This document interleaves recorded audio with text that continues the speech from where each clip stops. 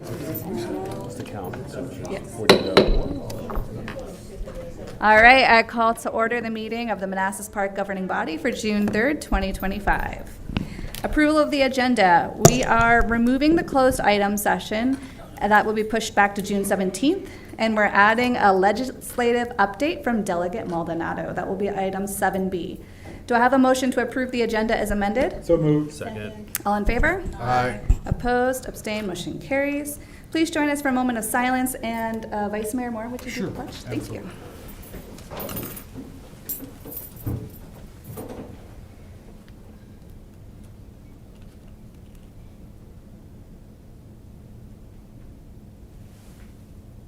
I pledge allegiance to the flag of the United States of America and to the republic for which it stands, one nation, under God, indivisible, with liberty and justice for all.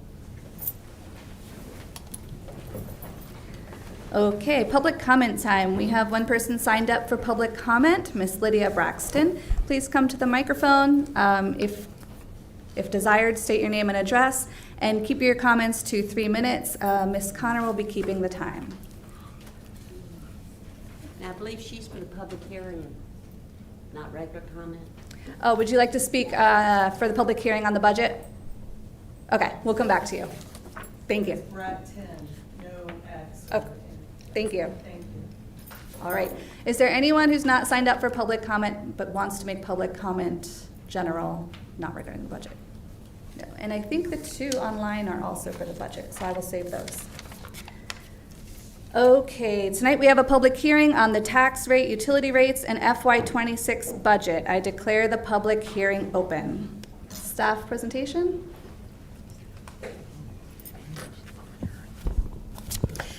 No presentation other than what's contained in the agenda item memo. Just you have to have the hearing, and that's why we're here. So nothing to say. Okay. Any governing body comments or questions? Anyone? Nope. Well, did the public? I'll do that next. Okay. So, Mr. Manager, we have nothing that we can put on the board to just display what the tax rates are that we advertised? Yeah, maybe we could do the page. I can probably pull that up. Yeah. I mean, I think it'd be helpful, right? Yeah.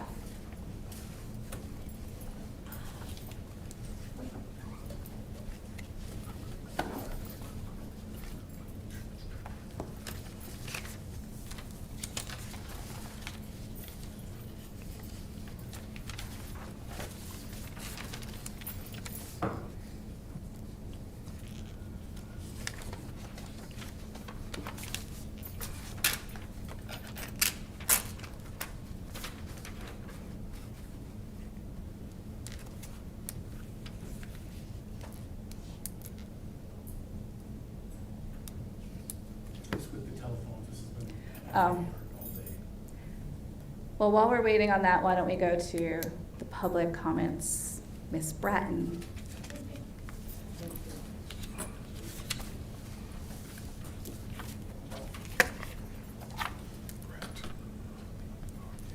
Something I wanted to bring to everyone's attention regarding the budget proposal. Number one, my neighbors and myself didn't know anything about it. I went online even today, and it went as far as 24, and I typed in the search for newsletter 25, and nothing came up. That could be related to whatever's going on with the telephones. Number two, I work in Old Town Manassas, and I saw the budget proposal in this, but my neighbors don't see this. None of us see this. It's Prince William County. And the entire budget proposal's in there, but not for Manassas Park. I mean, Manassas Park is mentioned in here, but why aren't we seeing this first? Okay, it doesn't come to us. Another one was Potomac Local News. This is a more recent one, May 31st. And it says water 407 to 468, a 15% increase. The title is Manassas Park. Here's what is about to cost you more and what's not. Again, we don't see this. My neighbors don't see it. How do we know? Okay? That's pretty much it. The only other thing is 2017, I had my front yard dug up. We were paying an extraordinary high water bill. And I said, something's wrong. They dug it up, they couldn't find the leak, so they ran another line. Our bill was in half. A couple months later, they told us they're gonna put a new meter in. The meters are outdated. Oh, okay. Then it started increasing, okay, from that meter change. Why? I don't know. Now, it's slowly starting, it's actually been stabilized. I'm paying the exact same each month, which is confusing, because after we got that pipe fixed, that wasn't the case. It was whatever the amount of water we used, each month. So, again, we don't know. And I've had a couple of other neighbors say the same thing. Thank you. Thank you. If you leave your email address or a way to follow up with you, we can follow up with your comments. Sure, Thanks. I appreciate it. Is there anyone who's not signed up who would like to make comments? No? I will read the two submissions online. The first one is from Laura Hampton, 129 Cabell. I understand the need to fund water, refuse, and other essential services, but a request for you all to review the budget again and locate and decrease any nice-to-have expenditures. Many of our fellow MP residents are facing unemployment, underemployment, and stagnant salaries while navigating increased insurance premiums, soaring property taxes via jumps in property value, and other inflated living costs. For countless MP households, even small increases in the proposed budget aren't manageable right now. I urge you, do not add to our burden. Scrutinize the budget to identify and implement a better way forward. Next is Patrick Casares. I would like to voice my opposition to the FY 2026 budget, specifically the proposed increases. We have been told for years that the expanded development would alleviate the cost burden on residents, but this budget proves once again that is a lie. Before we increase costs, we should start seeing benefits from past developments. Thank you, everyone, for your comments. Is there anything else from the governing body on the public hearing? No? Okay. Then I will, is there a motion to close the public hearing? So moved. Second. All in favor? Aye. Opposed, abstained, public hearing is closed. The rates and budget will be voted on June 24th. Recognitions, proclamation proclaiming the month of June as Pride Month. Whereas the city of Manassas Park is a welcoming community and an exceptional place to live, learn, work, play, and raise a family. And whereas Manassas Park recognizes the importance of equality and freedom of discrimination. And whereas the nation was founded upon and is guided by a set of principles that includes that every person has been created equal, that each has rights to their life, liberty, and pursuit of happiness, and that each shall be accorded the full recognition and protection of law. And whereas the city of Manassas Park's lesbian, gay, bisexual, transgender, and questioning community are a vital part of all fields and professions and contribute to a stronger community. And whereas the city of Manassas Park is dedicated to fostering acceptance of all of its residents and preventing discrimination and bullying based on sexual orientation and gender identity. And whereas Manassas Park is strengthened by and thrives upon the rich diversity of ethnic, cultural, racial, gender, and sexual identities of its residents, all of which contribute to the vibrant character of our city. And whereas the Centers for Disease Control recognizes that LGBTQ teens are at higher risk to be the victims of violence and have increased suicide rates. And whereas it is imperative that young people in the community, regardless of sexual orientation or gender identity, feel valued, safe, empowered, and supported by their peers, educators, and community leaders. Now, therefore, I, Alana Mensing, Mayor of the City of Manassas Park, Virginia, and on behalf of the Manassas Park governing body, hereby proclaim and recognize June 2025 as Lesbian, Gay, Bisexual, Transgender, and Questioning Pride Month in the City of Manassas Park and urge residents to recognize the contributions made by members of the LGBTQ community and actively promote the principles of equality and liberty. Do I have a motion? So moved. Second. All in favor? Aye. Opposed? Abstained? Motion carries.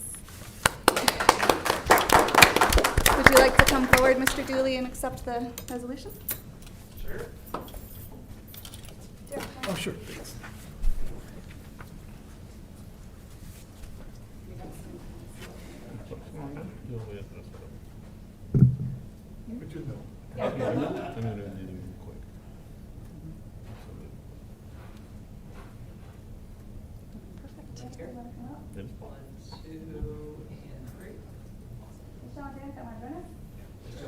You guys stand up. I'll be right there. Let me get this one. I need a wide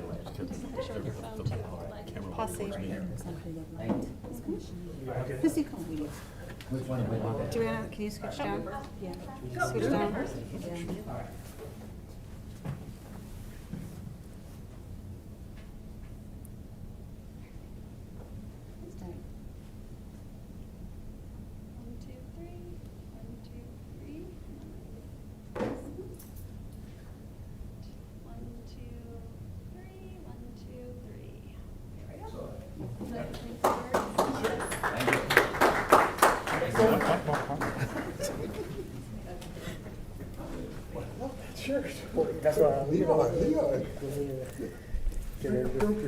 I just want to recognize Manassas Park as well as Manassas City. Manassas Park was the leaders, the first to declare Pride Month in 2017. Manassas City followed soon thereafter, but it took 2 years for Prince William County to recognize Pride as Pride Month. And it's still not a unanimous decision. Both the cities have always done it unanimous. We appreciate you. We are part of your community. You are part of our community. We love everything you do. You're so for all the folks that are within your community and without, because I live within Prince William County. But as president of Equality Prince William, I'm just so thankful for all the things that you do, not only here for the city, but for Manassas City as well. The town of Dumfries has had 2 Pride brunches now, and it's just phenomenal. I mean, we have Culpeper Pride.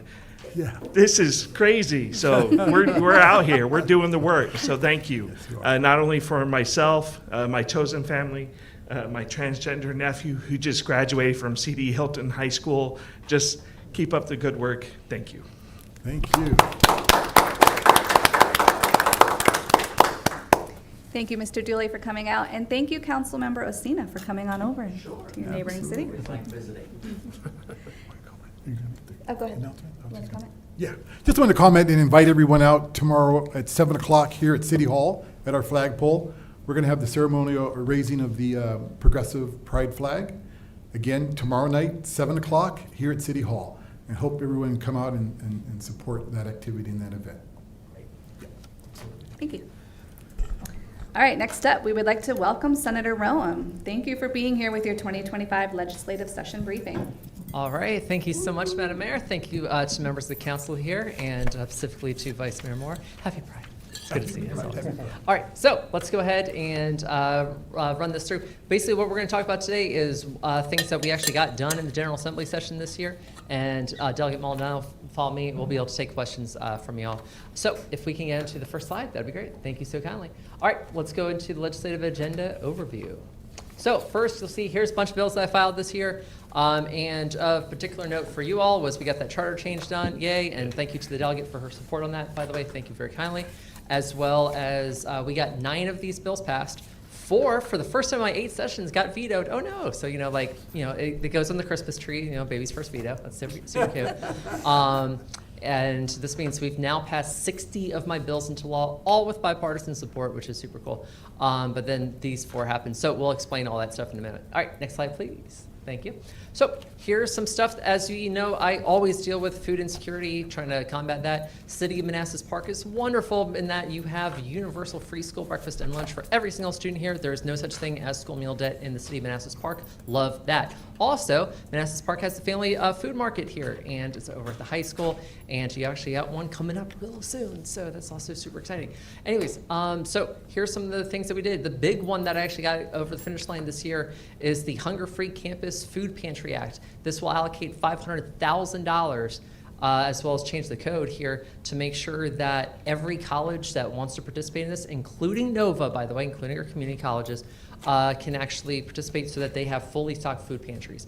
That includes the Manassas campus for Nova. They have a food pantry. This will help get that stocked even more. This also affects George Mason, for example. So this, right in our own backyards, considering that Delegate Maldonado and I are both on the SciTech Advisory Council, or on the SciTech Advisory Board over at the GMU campus. So that's a great one. Super thrilled that we actually got that one done. We will come back later to SB 1017 because that was one of the things where you all don't have to worry about this bill because you don't have school meal debt, but for localities that do, Prince William, they should have to deal with this. They actually set a really good precedent for it. Governor vetoed it, but hey, I'll be there next year and he won't, so that's super fun. All right, SB 1018. Bill recommendation from Chev, and what this one basically does is this makes sure that Department of Social Services works to develop a snap sheet that they will then give out to students at all of our colleges. This is to make sure that they know when they are eligible for SNAP. We are not creating a new eligibility class. We are talking to people who are already eligible for it, that they actually get the information that they need. Because what we have found is college students who are eligible for SNAP are among the least likely to actually enroll in it. Number one, because they don't know about it. Number two, they don't know what it does. And number three is issues with actual applications. So we are trying to take a crack at that. Next part here, you'll see SB 1019. We did get this one signed this year after a happy little battle over this last year that had nothing, it died last year for issues that had nothing to do with my office. It had everything to do with a staff fight between Senate Finance and House Appropriations. And well, the bill was in the House at the time, so guess who they sided with. So anyways, we got that resolved this year, and what this basically does is if you've got a food bank, for example, the one I had in mind was the Haymarket Regional Food Bank, but this also applies to some of our greater Manassas ones as well. They're now going to be able to directly work with their clients to help them fill out applications to get onto WIC, which is the Women, Infants, and Children's Program. This makes sure that they actually have, food or, money that they need to be able to afford food. This is basic stuff. It's not even that much money, but at the same time, every little bit helps because it can keep you, help keep you in your home.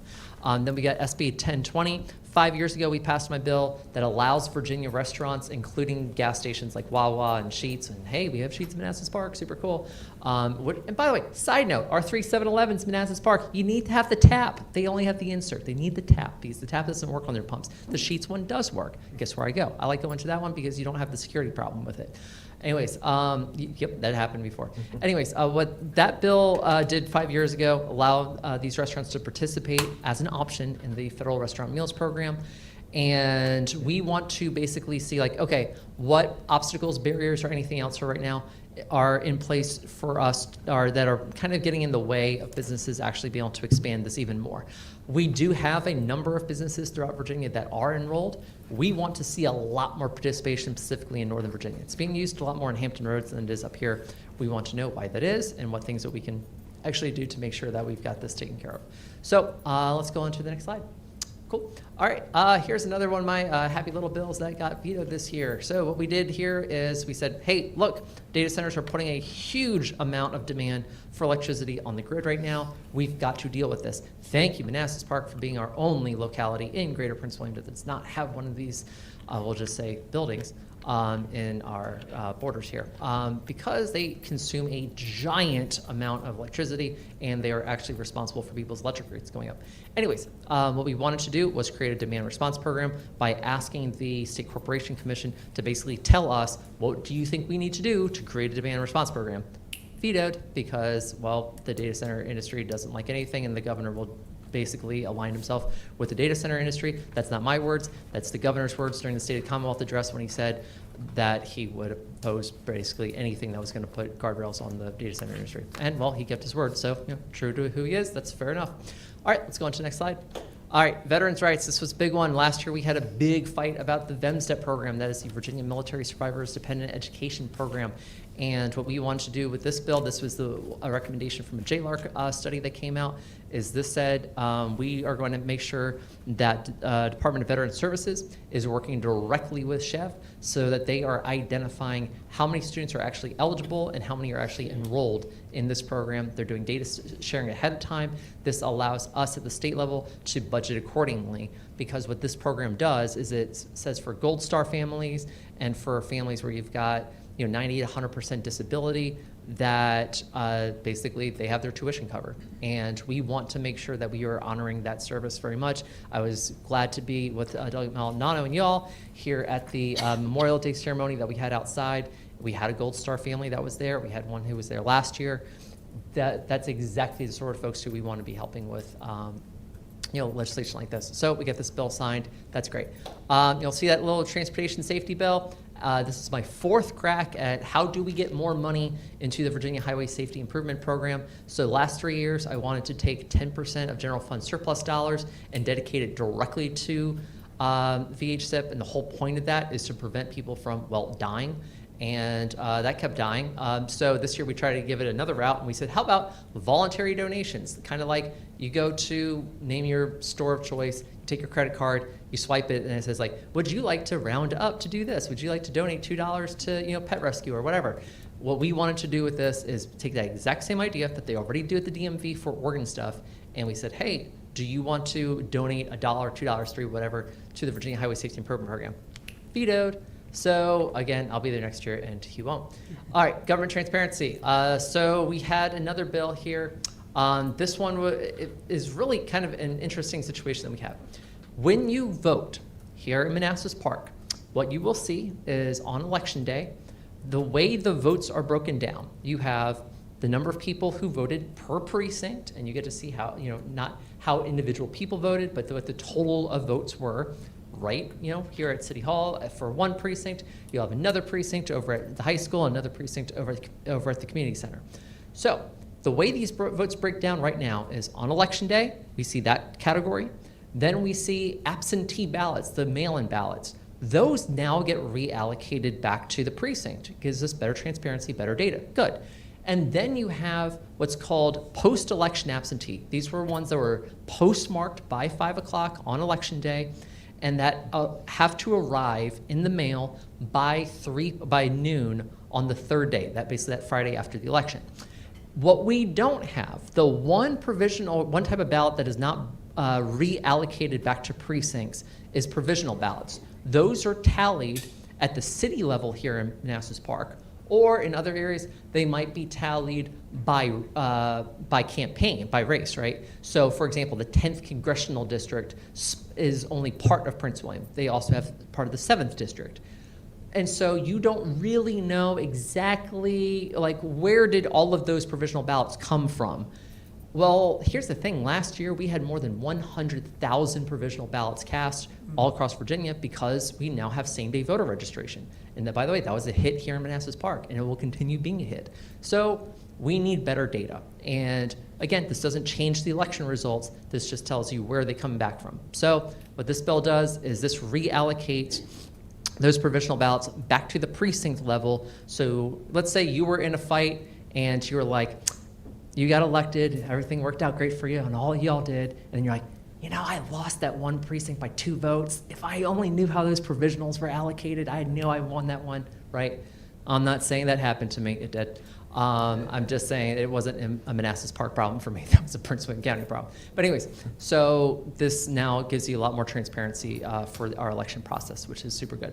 And then last thing that we did here, SB 1415, this basically says that in the event we ever have a pandemic again, God forbid we ever need to actually use this bill, that this cuts bureaucratic red tape to make sure that we're getting PPE out into the community as quickly as possible by basically expediting the procurement process. Okay, let's go on to the next slide. Thank you, Callie. So yeah, your charter change, so that's all good, thank you. Next part here, SB 1055, this creates a pathway for residents to petition for interment rights on public property if the person can demonstrate family relation to the deceased person. So this is a big issue in the thoroughfare community just west of Town and Haymarket.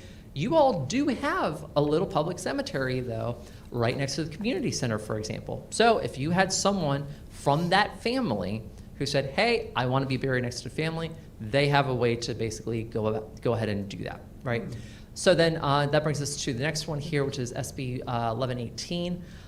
This one also vetoed, super fun, also very, very, this is what happens. So what we tried to do here is we said, okay, if you were in Planning District 8, hello Manassas Park, you're in Planning District 8. This would have said that you need to create a registry that actually shows where cemeteries actually are, including on private property, throughout our 2 miles of Manassas Drive here. Why do we care about things like this? Because if you build on property, you need to know, is there a cemetery there? Sounds basic. Right now, you have the authority to do this already. That's already in the code. We were just turning that may into a shall. Wasn't Manassas Park's fault, but you kind of got sucked up in it because Prince William, it was their fault, as happens with a lot of things. I live in Manassas Park now, I get to say that, which is super fun. So anyway, bill got vetoed. So again, we'll try that again next year. Let's go on to the next one. And you can see which of my 4 bills get vetoed, but that's okay. I'm 60-4 at this point, so I feel pretty good about that. Next slide. And pending General Assembly action. So, again, this is the big thing. We have to deal with all the cuts that are going to be coming out from the federal government. We may be going into special session in September. We will see what ends up happening. Right now, there's a commission. I think actually Doug Maldonado could probably talk about it more than I can, that the House is dealing with, where basically they're having meetings across the Commonwealth, hearing back from residents right now to basically hear like, okay, what are the things we need to know about? Because this is going to affect all of us at every level of government right now.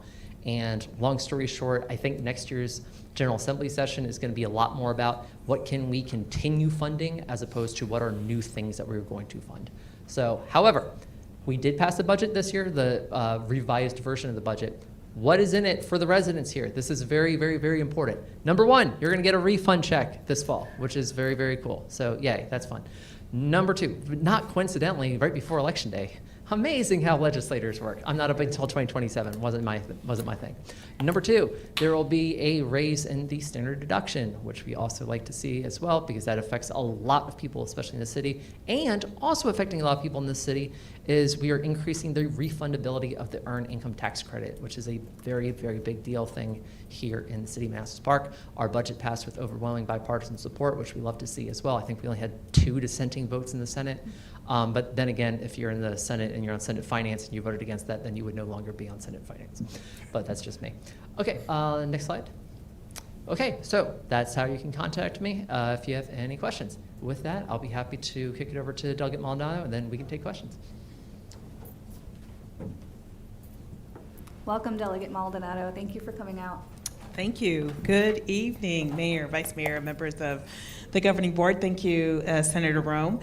It's good to be here, and it's great to be able to report on some of the wins and also explain some of the losses and set the scene for what's going to happen next session. I think Senator Rome explained a lot of it very well. The one thing I would add about the budget is it also includes the $1,000 bonus for teachers and being married to one. I would like to make sure that our teachers know that we are also fighting for them. Speaking of fighting for our teachers, one of the bills that I brought forward that was vetoed by the governor, I'm going to get the vetoes out of the way before I get to the good things that passed. This was a bill that was very important to so many of us. I work with the Virginia Education Association on this bill because what we were learning was that some teachers, not in our area, thankfully, but in some other school districts, as many people know, teachers get a planning period, they get a lunch, and if you load up their schedule so they're teaching classes and they miss those, you have to pay them a certain percentage of their compensation for that. There were a number of math teachers in a particular school district further south in Virginia where that was happening, and the school district refused to pay them.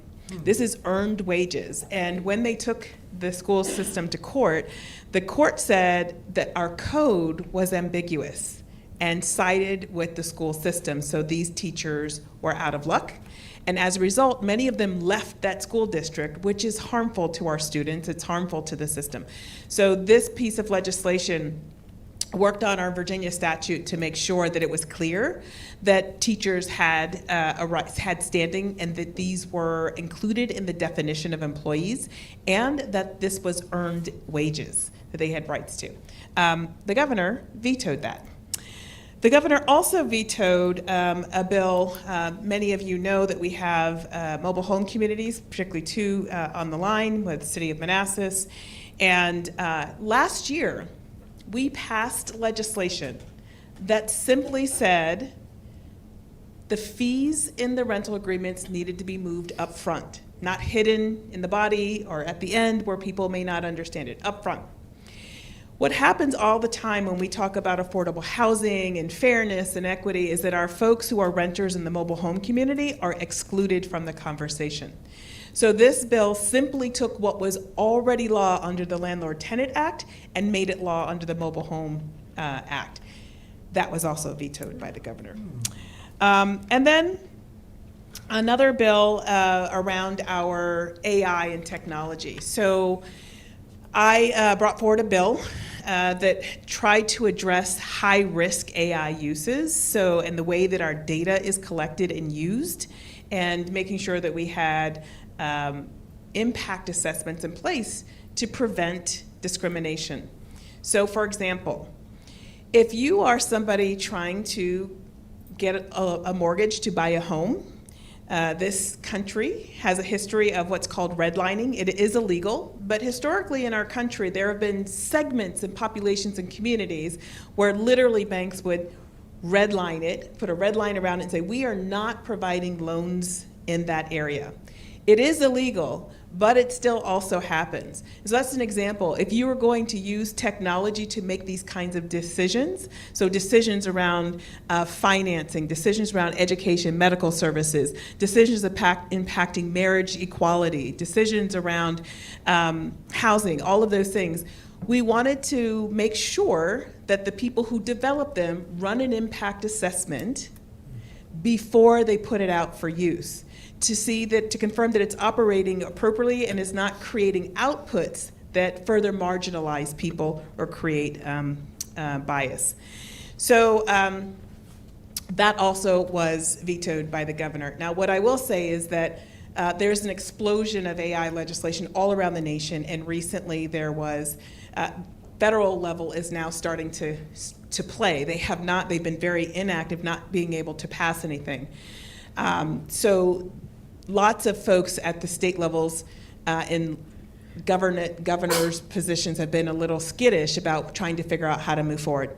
What I will say is that as recently as last week, the federal government proposed and snuck into the budget language a 10-year ban, a 10-year moratorium to ban states from enforcing AI legislation or regulation.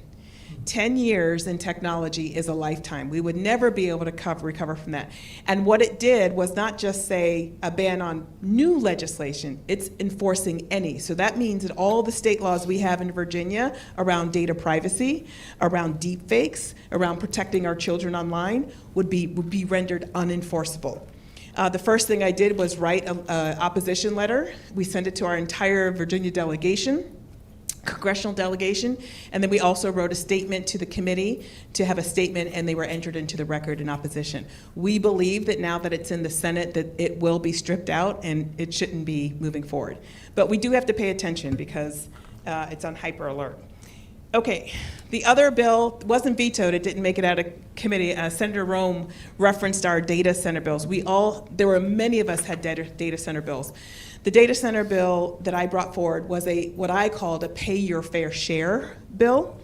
And what I'm looking for is, I believe it's the locality's decision about where, when, and how many to have, although I believe that the state can help provide some guidelines, because this is complicated, and the more sophisticated the technology comes, particularly with AI and the power demands, the water demands, the environmental impacts, that is something that needs to be done, I think, in partnership with the state level. But there is nothing controversial, there should be controversial, about data centers paying their fair share. And the formulas that we use, sometimes it's a little lopsided, and residents like all of us here end up paying a little bit more to sort of support the infrastructure and the building of it. And that, to me, is a cost of doing business that should be shouldered by them. That didn't make it out of committee. As Senator Rome can attest, the influence of that group is quite strong. All right, so let's get to some more positive things that we were able to get done. Last year, you may recall that I was able to pass a piece of legislation to help protect our vulnerable adults and elders against from financial exploitation. We were super excited to be able to do that. We work with the banks and the credit unions. In fact, out of that, I also directed our Bureau of Financial Institutions to establish statewide guidelines for credit unions and banks to address, so we'd have consistency to address issues of financial exploitation for our elders. Part 2 was this year. Because Alexandria Police reached out to me, and one of the detectives there said that this was his job. His job was to fight financial exploitation with our elders and our vulnerable adults. And he said, but quite clearly, part of the problem is there's no mechanism in place to help preserve and protect the assets when somebody makes a claim. And by the time they do the investigation and find out, yes, indeed, this is fraudulent, this is exploitation, the money's gone, the assets are gone. So we work with them and our sort of agencies to implement a process and through the courts to have expedited protections and orders. So that's part 2. We have more protections for our elders and vulnerable adults. Another piece that was inspired by the tragedy surrounding Mamta Kafalbat. We were looking for ways to help address some of the things on the books around domestic violence. We worked with some advocacy groups to figure out where were some of the gaps we could plug. And one of the areas was around protective orders in domestic violence situations. We actually wanted to make it broader, so it wasn't just in juvenile and domestic relations courts. We wanted it broadly to general district courts. But once we got to the Senate side, not Senator Rome, but the Senate side narrowed it to only apply to domestic relations. Now, as you can imagine, that doesn't include intimate partners, so boyfriend-girlfriend situations, and that's, to me, a hole that we're not protecting. But this piece of law does 2 things. First, it says when somebody has a protective order issued against them, right now, the judge has discretion to issue it for a term of up to 2 years. We were able to work with our Supreme Court and that part of our branch at the executive level and look at for subsequent protective orders by somebody who's already had a protective order issued against them. So we're starting to see a pattern. Judges for that second one and beyond has discretion to make those extend to up to 4 years. And it has to be within a 10-year period. So what we don't want to have happen, because I believe in redemption, sometimes we do stupid things before we learn how to manage ourselves, or we're young and we don't think. So something that happened at 17 and then 37 something happens, there has to be a time-bound nature to it. So if that happens within a 10-year period, then that second or any subsequent ones can be done, can be extended to 4 years. The other thing that we did that we were really happy about, very excited about, is toxic heavy metals in baby food. So some people may not know this, but you would think that the federal government sets the regulations and the requirement for the maximum amount of levels in our food. But what they have are guidelines. So they are not mandatory. And toxic heavy metals they're in everything from toothpaste to the foods that we eat as adults, but in particular with baby food, it's problematic because their brains are developing, their nervous systems are developing. So the 4 toxic heavy metals were cadmium, lead, arsenic, and mercury. And what we were able to do, we are the 3rd state in the country to pass this law, and my work now is working with legislators around the country to get them to also pass this next year. Right now, what will happen is that the food packages for our children will have to carry a QR code, and that QR code will link to the manufacturer's website that will provide the results for batch testing for that food in your hand, for what you see. And it will list the levels of those 4 toxic heavy metals in that food that you're holding in your hand. And it will also link to the FDA's website that talks about what their guidance levels are and what the dangers of toxic heavy metals are in food. So right there, folks who are buying food for babies will be able to decide, not that brand, not that one, I'm going over here, because where we do have power is with our pocketbooks. So we're really excited about that one. Two other ones were in the health insurance. I chair our subcommittee for insurance and financial institutions. And we were able to pass a bill around prior authorization. So anybody who's ever had to have medical services in a hospital, outpatient, inpatient, you know that your doctor has to go get prior authorization from your health care provider, your health insurance provider. Sometimes that process can just take forever, and sometimes it's convoluted, and meanwhile you're waiting for medical services. So this bill requires that for regular prior auth requests, they must respond within 7 days, and for expedited, they must respond within 72 hours. The second one in the healthcare space is around Medigap. So that Medicare, that supplemental health insurance for our folks who are 65 and older. Right now, before this becomes law, in order to have that supplemental insurance, the window opens for 6 months when you turn 65, and then it closes. And the only way to get that insurance is to go through an underwriting process that's a bit more onerous. It will bring in prior pre-existing conditions and some other things, which could result in higher premiums. With this new bill, it is one of the only health sort of insurance plans where you have an open window once and that's it. But it was designed that way to be supplemental. However, now we call this the birthday rule. Every year on your birthday, your Medigap window will open, and you can change to different plans on the same level. And then finally, two other places that were not bills but were in the budget. Last year, I was able to pass legislation because most people didn't know this, and it was certainly new to me. When a prescriber gives you an opioid, they do not have to tell you they did not have to tell you it was an opioid. They did not have to tell you that it was addictive, and they did not have to tell you that there were alternatives. With the passage of that bill last year, they now have to do that. The second part was making sure that there weren't places where they could give opioid prescriptions more preferential treatment than non-opioid alternatives. So we're able to put a non-money sort of language in the budget that made that clear in the places where we talked about opioids.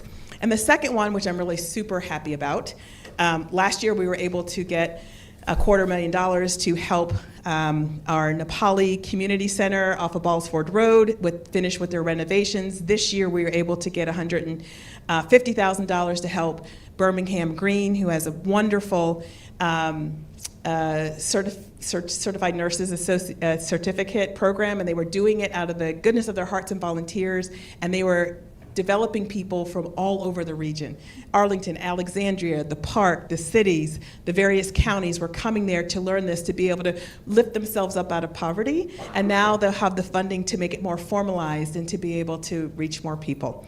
So those are some of the highlights of what we were able to accomplish, and then I'll close with the comment that Senator Rome, we used to serve together, it's so hard.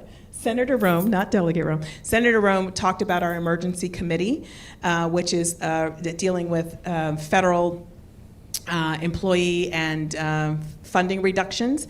That is chaired by Delegate David Bulova, and it is the first in the country to be stood up by, the speaker stood it up, and they've had multiple meetings. Their next one is June 20th, and once they conclude that, they will then take all the information that they have received across Northern Virginia, Southwest, South Virginia, and they're going to be providing recommendations for us to figure out, as Senator Rome talked about, how do we stop some of the hemorrhaging? How do we make sure we can go into the next budget cycle fully protecting and serving Virginians, which is what we are here to do.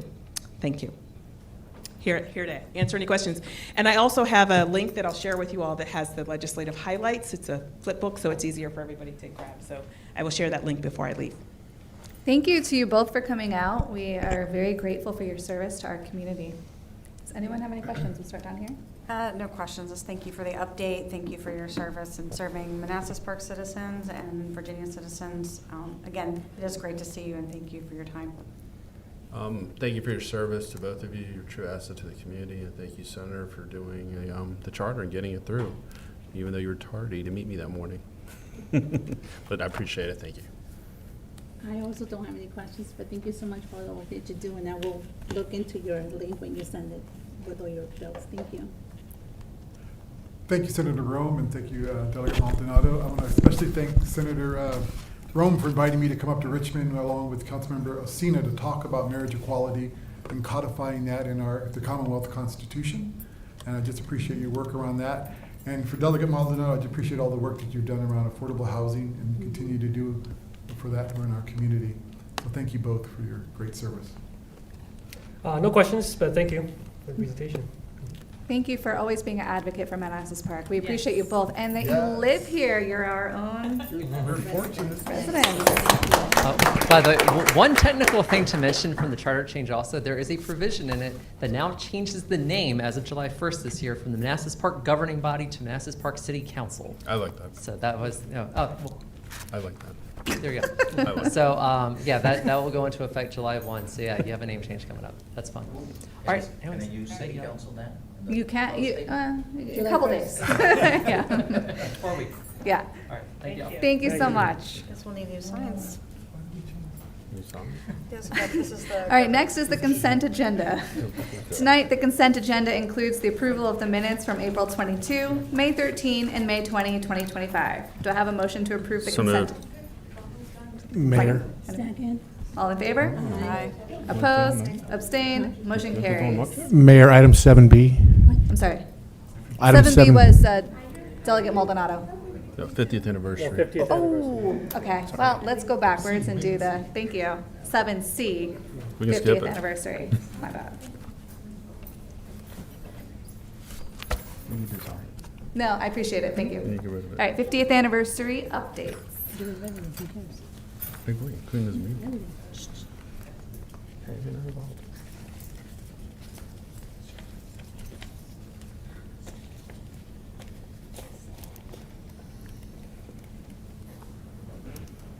All right, good evening, Mayor, Vice Mayor, members of the governing body. Sarah Barnett, Chief Operations Officer, here to give you guys an update on where we stand with the 50th anniversary celebrations. So as you may be aware, we had our kickoff event on February 16th at the Community Center from 3 to 5. We had a craft fair. We will be having our flag raising and reception on July 1st, our 50th anniversary parade on July 5th, and then our capping it off with our Manassas Park Fire and Fiddle Fest on October 4th. So to go into those, for the kickoff event, we had about 30 people in attendance. We displayed photos, old yearbooks, somewhat of relics from Manassas Park past. We also recorded interviews with longtime residents. You've probably seen some of those interviews on our social media. And then we had cupcakes donated by the Happy Bakery. We had tableware donated by Enfant. And then beverages and candy donated by the Hampton family. We had the craft fair on March 16th. We had 35 vendors. We had approximately 350 patrons that visited the craft fair. We brought in $1,625 in revenue, and then the costs were very minimal just because we used the gym space and didn't have a lot of staff overhead. That was well received by even the vendors that came to that event. They were excited by the turnout. And then in a few weeks, we will have our flag raising and reception. Why this is an informational item for you all, something that I wanted to bring to your attention, or as I guess something to consider, is initially this event was scheduled to be at Costello Park with a reception with heavy hors d'oeuvres at the banquet hall in the community center. We aren't quite getting the traction on the RSVPs for the event or the entertainment. We were hoping to have some choral groups perform, some dance troupes, may have a little bit more robust program. Doesn't look like we're getting quite that turnout, so we were kind of hoping, we wanted to see if your thoughts then, I guess, on moving it back over here to City Hall and having a flag raising in, kind of in the same scope of what we do with the Memorial Day flag raising and the Pride flag, here, and then having like a light reception here in the banquet hall. So that's something that you can put on your radar, but we'll probably need to make a decision on sooner rather than later because it is in a few weeks. Can I ask a question? Sure. We have a governing body meeting that day at 7. That's the first Tuesday of the month. There we go. Sorry. So if we did it from 6 to 7 here, then we could all get up here.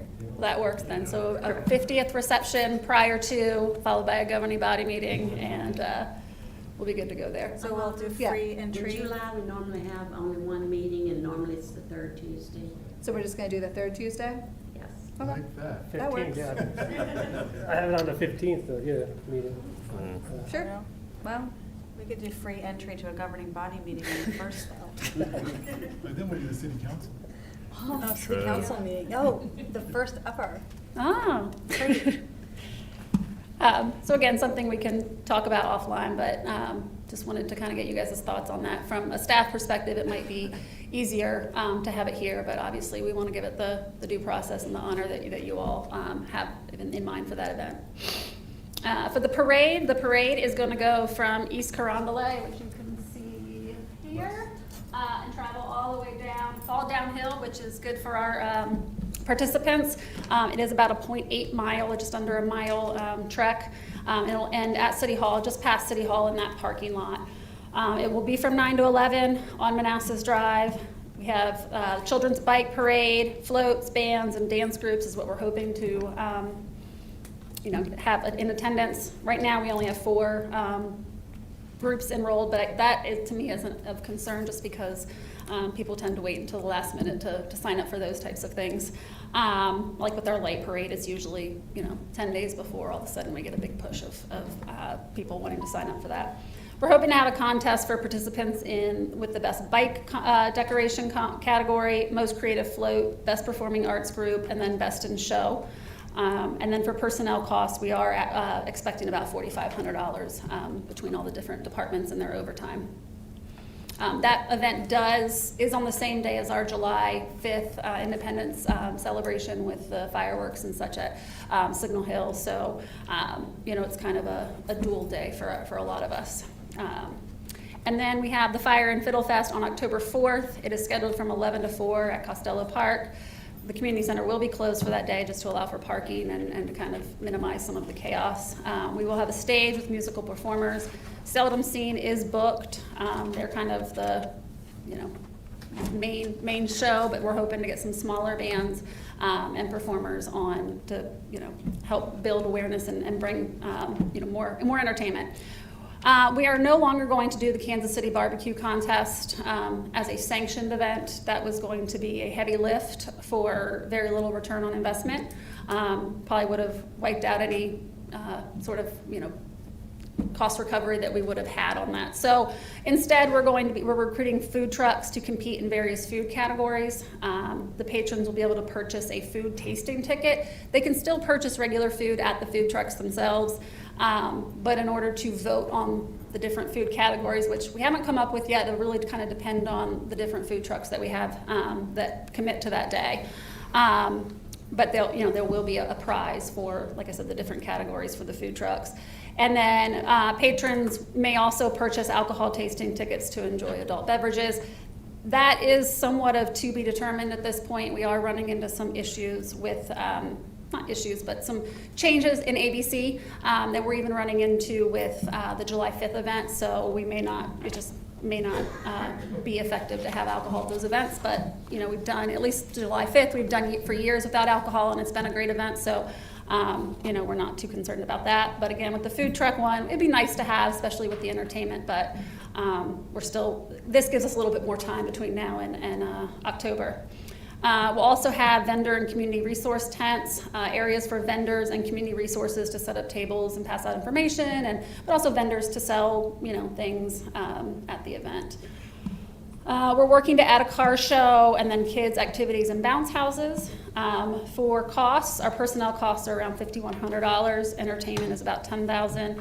And then we have some other additional items that are about $2,000. However, we are expecting quite a bit of revenue. I will be honest, the expected revenue was, I was very conservative on what I imagine we will get for those. So hopefully we will more than recoup all of our costs for that event. And then some of the other initiatives that are kind of working on the side. Online museum, trying to collect. We had a jot form where people could submit, old photos, old bills, things that, kind of are neat to look at from Manassas Park past. And so we want to create an online museum. However, kind of thinking that might be best if a committee or a 501c3 helped carry that burden.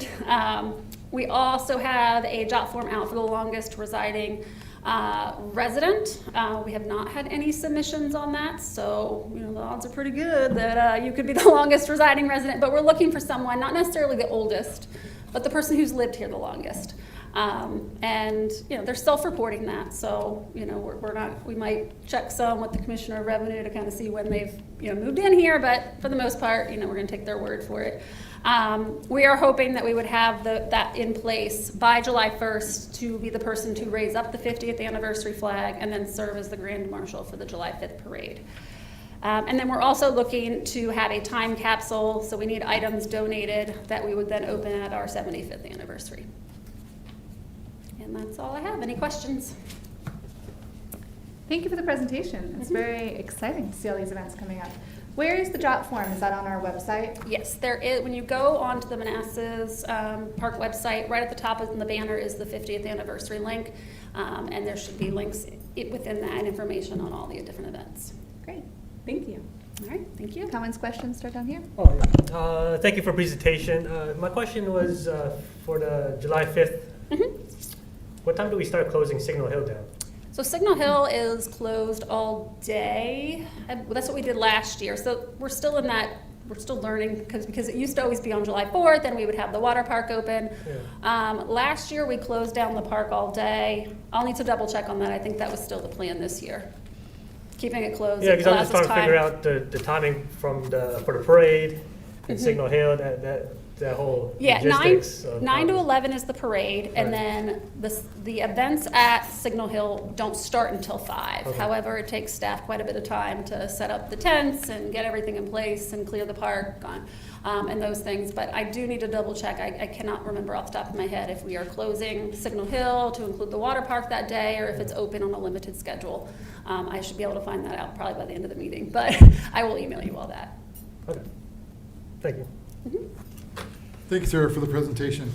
The Fire and Fiddle sounds really interesting, and I love the idea of the food truck contest. But what about our local restaurants like Little Bowl and places like that? Would they also be able to compete? I know they've put up tents before and served food. Absolutely, and I think tent, maybe food truck is a little too narrow-minded, Okay. but food vendor, we could have tents there as well. We need to work with the fire marshal and making sure that all those are set to regulation, but I think it would be a great idea too to have a Best of Manassas Park for our restaurants as well, if that's something that they would want to participate in. Fantastic. And Yoders can come out and others. Yeah, good. Yep. I love them. I know, you said Yoders, and I'm like, oh, is it breakfast time yet? Any comments, questions? No questions. Thank you. Everything looks great. I did have a question. How are you approaching the challenge of staff going, probably 7 a.m. to 11, going home or getting a break, eating, turning around and coming right back and starting to set up for the fireworks celebration? It's my understanding that most of the people that'll be working the parade won't be working the evening. The issue might be with some police, and I'll have to check with them on how they were going to do that, just because it's an all hands on deck day for the police. I would imagine they're going to use the on-duty crew to kind of help. We've made the parade route pretty short in comparison to like the light parade, but also because it's not a vehicular parade, it's a walking parade for the most part. I mean, there'll be vehicles, but it's not like the light parade where you have to be on a vehicle. So, it's shorter, which means less traffic impacts from the police standpoint. I want to say they were only budgeting maybe 4 personnel for the parade, and then the rest of the street closures would be done by Public Works or other staff. And then Parks and Rec, again, they will probably end up, the few that are going to be working the parade will probably be working a long day, and they'll have to get a break in there. So I know our schools are out of session at this point. are we looking at trying to get the band or see if they can coordinate that, or is that possible? Have we? We've reached out. I'm not sure. We haven't seen. I don't think that the one government entity that has signed up, because they get free admission to the parade. Yeah. I don't think it's the band, but I can double check. Okay. We would love for them to participate, but that is one of the downfalls of having this in the summer, is that, a lot of those groups aren't practicing. They're not together at that. They're not established to participate in those things. I think the intent was also to reach out to some of the universities around here and see what bands they have, but again, running into the same issue. Yeah, I'm not quite sure how to combat that. Thank you. Thank you so much. Mhm. Thank you, Sarah. Thank you. All right, now we're up to unfinished business. 10A, Community Development Request for Route 28 Innovative Intersections Endorsement. Hello, Calvin. Good evening, Mayor Mensing, Vice Mayor Moore, members of council, residents, staff, and guests. I'm Calvin Odell, the Director of Community Development. This is regarding a VDOT request for a resolution of support for funding for the Route 28 Innovative Intersections Project. As many people might know, this is something that the city's been pursuing for some time. We first filled out a smart scale application for this project around 2020, 2021. And we did not get funding through Smart Scale. We resubmitted that application the next round of Smart Scale, but VDOT has managed to fund this project, but they are requesting a letter of support, which is fairly typical, resolution of support. So if there's any questions, I'd be happy to answer them, but other than that, this is just a standard resolution of support for a funding project. So. Thank you. Comments, questions, starting down here? None. None. Okay. Staff recommendation is that the governing body approve and adopt a resolution endorsing the Route 28 Centerville Road Innovative Intersections Project as presented and subject to final city attorney review. Moved. Second. All in favor? Aye. Opposed? Abstained? Motion carries. Thank you. Thank you. Courthouse fee increase. Is that Dean? Dean, are you with us? I can take it. I prepared the ordinance because we were requested by Prince William County and the city of Manassas to go ahead and conform ours, mainly because it's hard otherwise for them to keep track of it. My understanding is Prince William has increased it to 20. I'm not sure about Manassas, but this would just bring the three jurisdictions together if Manassas votes the same way. Okay. Any comments, questions, starting down with? No question. No question. No questions. No questions. None. All right, motion is that the governing body approve an ordinance to amend City Code 2-13 to increase the courthouse security collected by the clerk of the court in which a case is heard from $10 to $20, as presented and subject to final city attorney review. Moved. Second. All in favor? Aye. Opposed? Opposed. One opposed, abstained, motion carries. All right, new business, resolution on the city holiday calendar.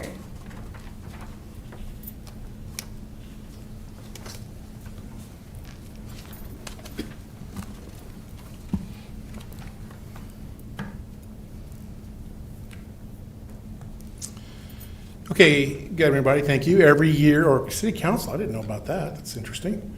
Every year, you're required to approve a holiday calendar for staff. It's included in your packet here. A couple of things I want to point out.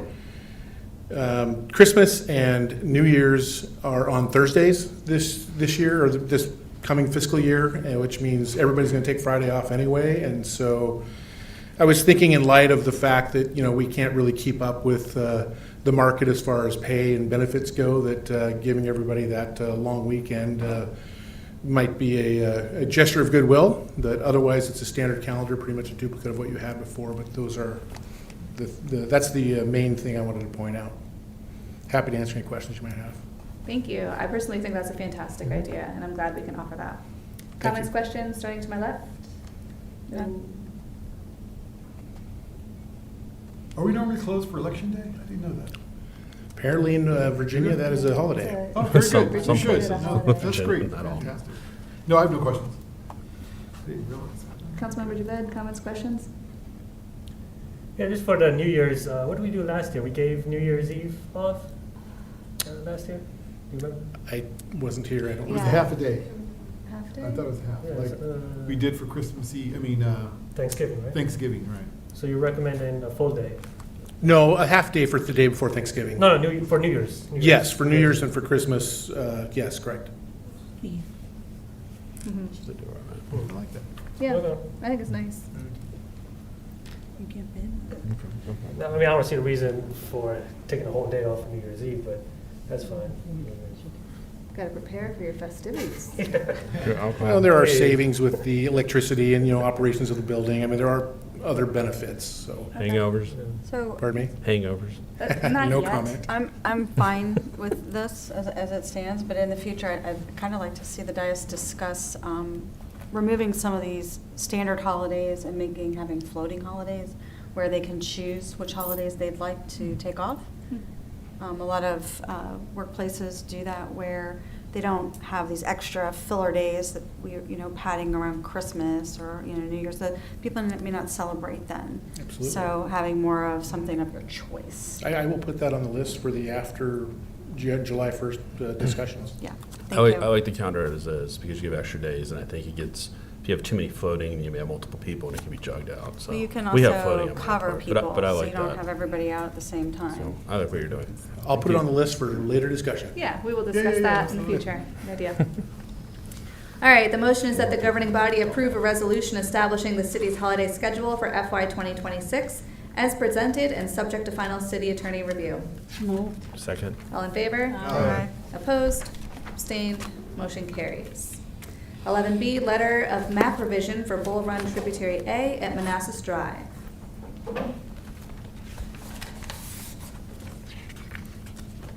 I'm looking for your presentation, Alan. Well, then I won't find it. Hi, Alan. Good evening, everyone. Yeah, I appreciate you looking for that, Carl, because I always seem to have problems getting my presentations up and running. Anyway, just to give you a little brief background, a letter of map revision is a formal application to FEMA to revise a floodplain map. The location we're talking about is at the intersection of Route 28 Manassas Drive, right by the Tidal Wave Car Wash and the automobile dealership and the U-Haul on the other side of Manassas Drive. What we kind of think happened is when the first flood insurance study came out for Manassas Park, I believe in 1977, none of that was there except for Manassas Drive. But between the time when FEMA had the analysis done and the time that the original maps became effective, the downstream property had been developed, and over the ensuing years, upstream properties were developed. A lot of the drainage system was put into storm sewers, and the map is really antiquated. FEMA is proposing some new changes, but it's really just a retooling of the old map.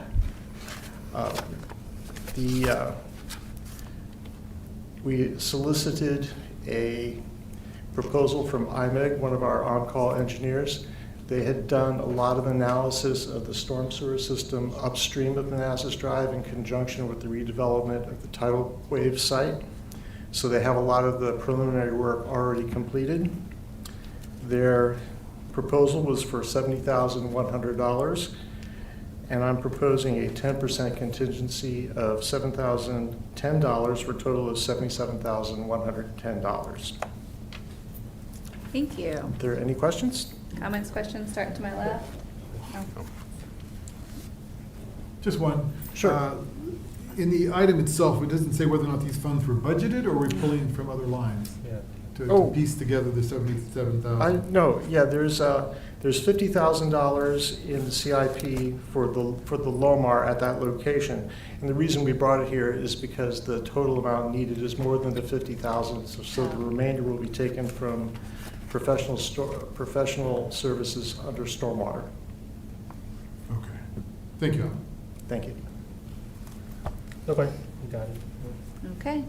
Staff recommendation is that the governing body approves task order number 2025-02 in the amount of $70,100, along with the 10% contingency of $7,010 against unforeseen analysis challenges for a total amount not to exceed $77,110, and directs the city manager to sign task order number 2025-02 as presented and subject to final city attorney review.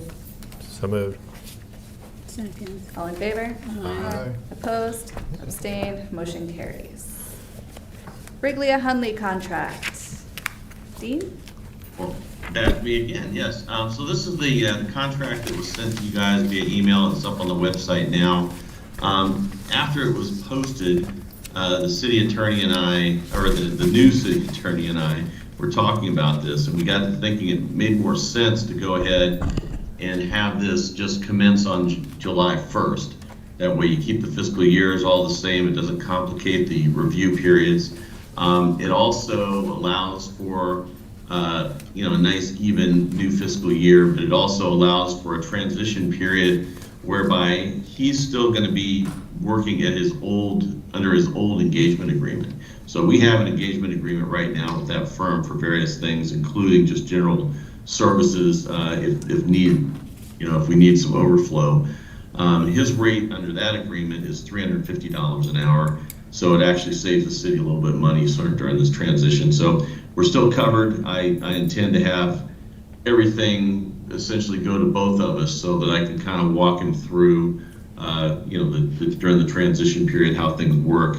But anyway, I can pull it up on the screen if you'd like to see the changes, but essentially the agreement goes into effect right away, but the commencement date is when he is actually sworn in. And so what we'd like to do is get him sworn in ahead of time, so it takes effect July 1st. Lana said she cannot do that unless we have something in the agreement. So that's really what precipitated the change. But any questions on the agreement or any of the discussion items that I just brought up? Any questions? Start down. Councilmember Jamil? No. No questions. All right, no questions. The motion is that the governing body approve and authorize the mayor to sign a legal services agreement with Briglia-Hunley PC as presented and subject to final city attorney review. So moved. Second. All in favor? Aye. Opposed? Abstained? Motion carries. Thank you, Dean. Thank you, and he's going to be here on the 17th, and I'll go ahead and present him, kind of let everyone see a face so they know who their new city attorney will be. Excellent, thank you. Thank you. All right, budget presentations. You're up, Don. You're up, Don.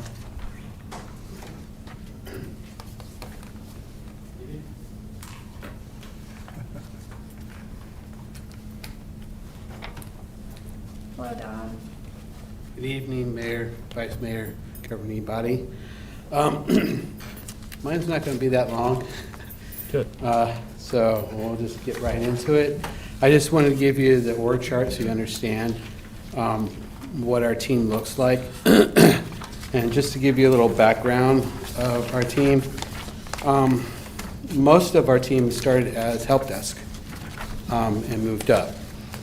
So I've been with the city for about 9 years coming up, Ashley 8, Wazim 4, Mario's coming up on 3, and we've got our new hire, Stephen.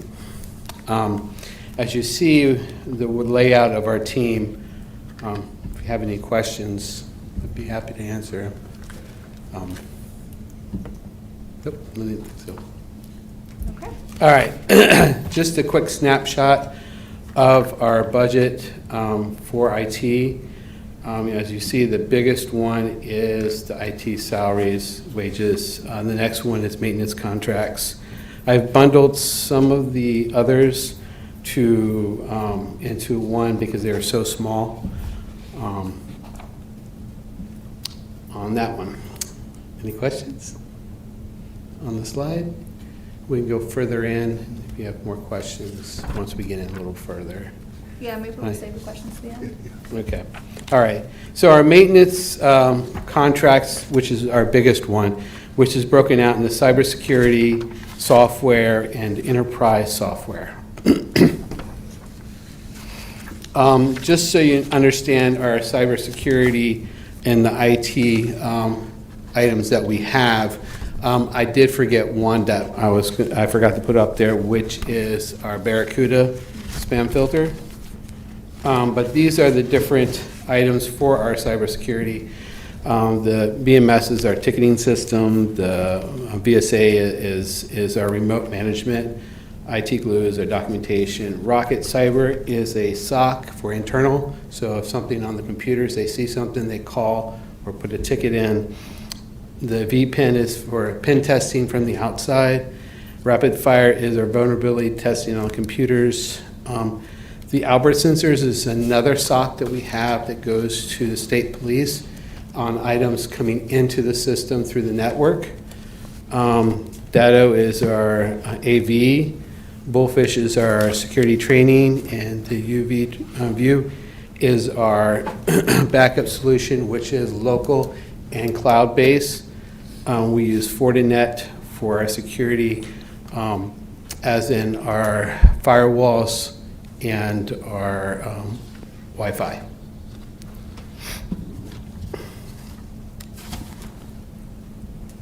Any questions? All right.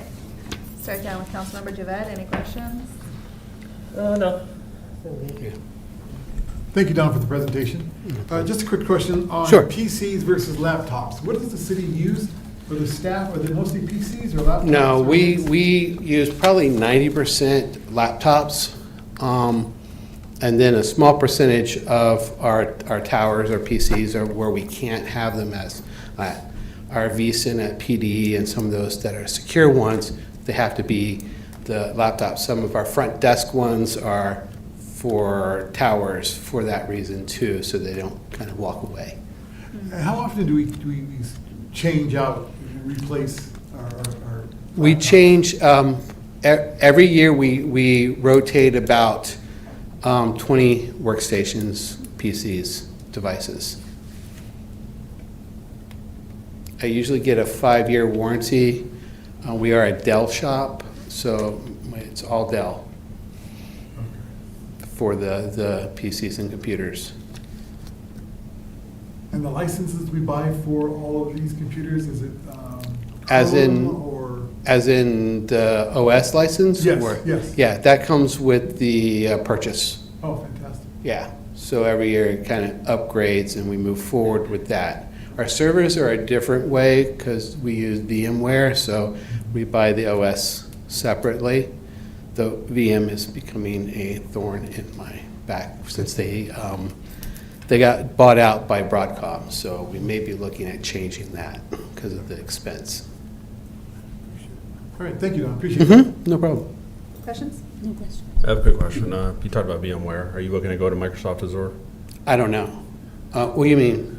Because I know Well- you slice it, VMware sliced, and Azure is another competitor. I know they got bought out, and a lot of people have the same frustration. I haven't looked at it yet. Have you looked at considering going because I know you host some of the servers here. Have you looked at, and my concern reason is because we're smaller, and if someone were to hijack something, then we'd have to do a ransom, and that sometimes is a concern.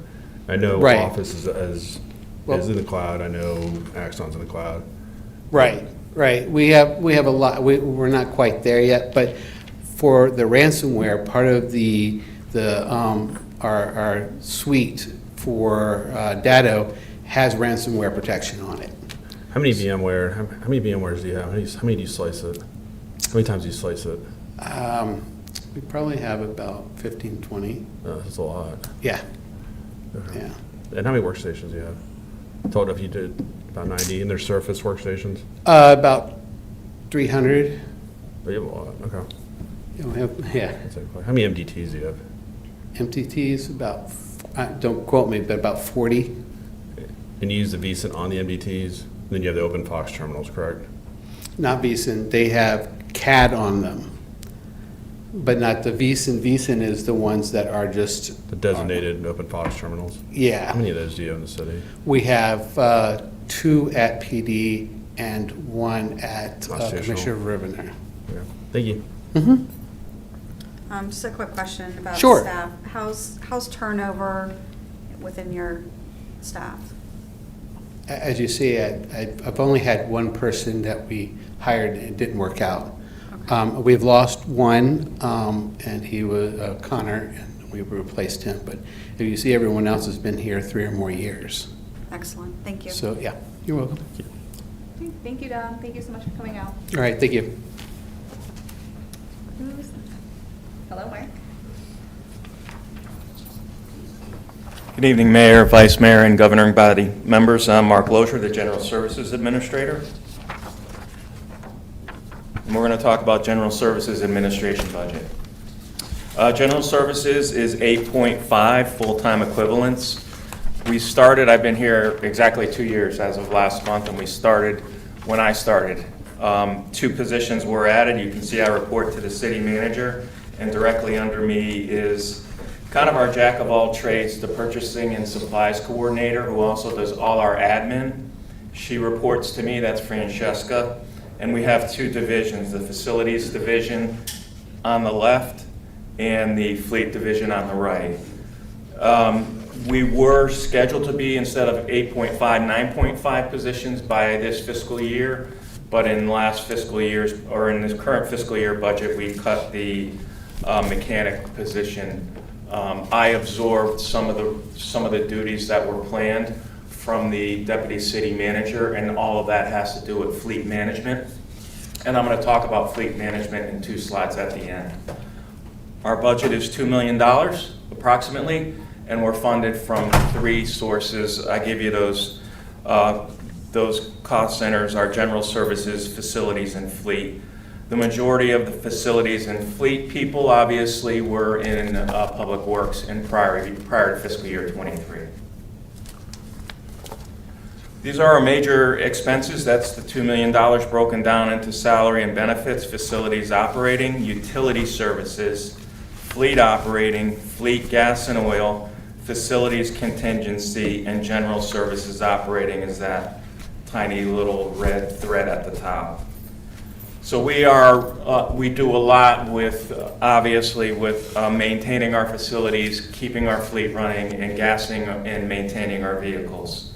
The other thing that is a significant portion of our budget at 13% is we pay for the utilities and centralize the electric, water, electric, gas, all of that we pay for in our budgets.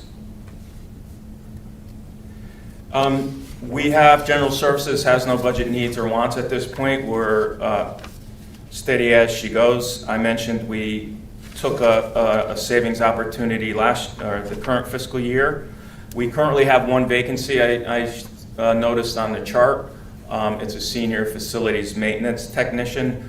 We requested that position be maintained. I think there is an efficiency opportunity with a downgrade in the classification. That would actually be beneficial to the city. It would save us some money. And it also makes the position fit better to how we're using it, which I think Carl's going to talk about later. I'm going to get to right-sizing the fleet within the 5-year CIP. I have 2 slides for that I want to cover. And I'll give you a high level on that in a minute. We met in department heads with Carl about possible savings. We identified 5 levels of savings in our budget. And I think the recommendation going forward was to take the first 2. The first one is a contractual services reduction of $20,000. And that is, we had some extra money in our contractual services for a cleaning contract, for which we hired people, and we've been very efficient in cleaning the library, so we didn't use as much as we needed for the contract. And we added a part-time person for the police department. And so we can, bringing that more in-house, we can cut the remainder of the contractual services, the $20,000. The other one is we have a budget for facilities upgrades. Over the past couple of years, we've been using that for LED and other lighting upgrades, and that has done well. It's actually saved us some significant electrical use. We recommended cutting that by 50% because we've made some headway, both at the garage, the fleet shop, the police department. This year, we were working with Parks on their outside lighting, so we can cut that, and that's the other cut recommended in the budget. With those two adjustments, and it says level 3, but that's an error on the top right. That's a level 2 reduction.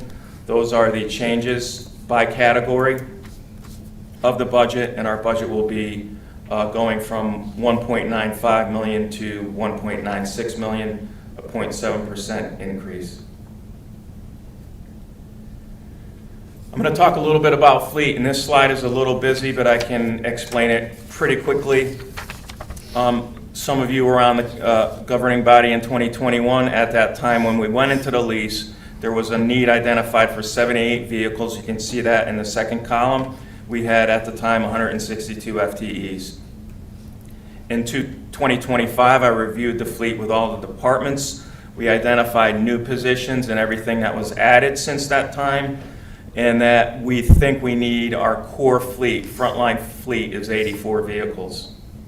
You will notice under that, that's in the fourth column there, you'll notice under that our FTE count went from 162 to 219.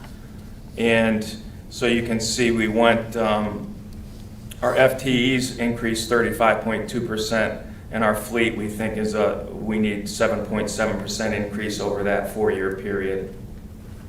Now I'm going to talk about where we are today, and you can see a column called FY22 to FY25. That's how many vehicles we've leased or will lease by the end of this year with Enterprise. It's 69. We had 8 recommended in the budget, which would bring us to, you can see in FY26, 77. And you can see how that compares to the 84. We would be pretty much at 82% bottom line with all new vehicles for the frontline fleet, or vehicles that are from 0 to 3 to 4 years old.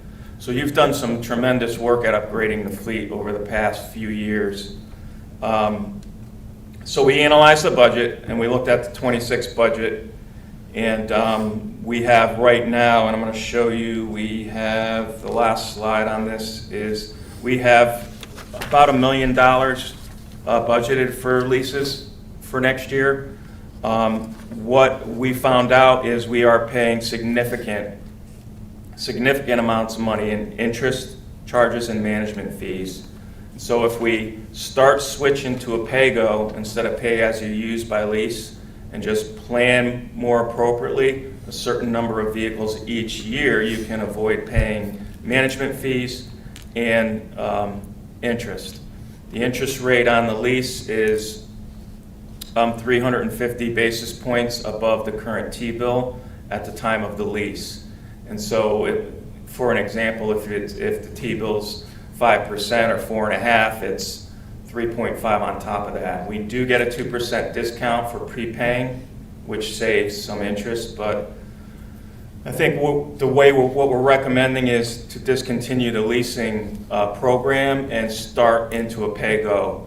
I think what you did to upgrade the fleet was necessary, but I think it's time to just buy as you go. Right now, so that's the first recommendation. I think we should continue to upgrade, but buying the vehicles until we get to that 84 number. I'm a little, on the 84 number because I've seen how good our fleet is right now. I might come back and say, you know what, our frontline fleet's really only 80 vehicles. And I have to twist some arms and have some conversations with some of the departments there. I've noticed we're starting to look at replacing spares that meet the replacement criteria. I'm using 8 years or 100,000 miles. And, but spares can have higher mileage and they can be rotated down. So I'm looking at that 84 number as maybe 80. I don't know yet. Recommendation number 3, if you take a pause next year, you can take a pause next year. I've talked to the departments. You would take $200,000 out of your CIP. That's what would happen. We would definitely go back and look at the leases and the buying again. And that would be something that you could save. 26 is going to be your highest year for lease. You're going to be at your top. And that's why I recommend you don't lease more, because that will continue that up higher, so. But that means no new vehicles next year. We could potentially get some money from the savings from the interest savings for the prepay. That would free up, but if you take it all, we're bare bones. So, but you could do that. Next year, there's one vehicle coming off lease, and that's what the $16,000 of the $200,000 is. So that pretty much, Mr. Cole will get to all the other recommendations when he gets to that, but I'm available at this time for any questions that you might have. Thank you, Mark. My question is, have you thought about changing maybe the 8-year, 100,000 miles, just because of the current cost of cars? I'm speaking as someone who's driving a 13-year-old car. Yes, absolutely. Right now, I think what we're going to end up doing is, I made a 5-year projection, but I increased that projection just based upon a lease mentality. And I think next year is going to be your high end, but we are going to need money to buy the leases at the end. There's still residual book value to buy them out. So yes, to answer your question, yes. And the other thing that's really important to note is in 27 and 28, we are going to start having more vehicles come off lease. And you know, that means instead of trading in, we're going to buy those vehicles and save money instead of, you know, re-entering into new leases. So that would be kind of a standard that we would look at, and that would keep you on target, because some of the vehicles that you replaced back at the beginning in 22 were much older. So if you stick to that 8-year, 100,000 miles, you'll be well off, and we could program it better. Okay, thank you. Sure. Comments, questions? I think you just took my question, actually. That was a good question. Thank you. Thank you for the presentation. Thank you for Sure. the presentation. I don't have any questions. No question. Mark, appreciate the presentation. Currently, under the enterprise lease, they maintain our vehicles, change the oil, wipers, tires? We do the routine maintenance, but they stay on a 3-year warranty, so any warranty repairs we bring to the dealership. But that doesn't include like? It doesn't include the maintenance. The maintenance, okay. Yeah, so in essence, we, like your oil changes, your tires, and that type of stuff, we do that. Okay. And that's normal under a lease. It's not like one of those turnkey type situations where there's extra money baked in for that. Fantastic. Now, what's happened over the last 5 years is vehicle costs have gone astronomical. This program was estimated to be 500,000, and I'm at $1 million. So, Wow. yeah, Escalation. Appreciate your presentation. Thank you. sure. Thank you very much. Oh, no questions. Thank you. Okay, thank you, Mark. Okay. Okay. Who's next?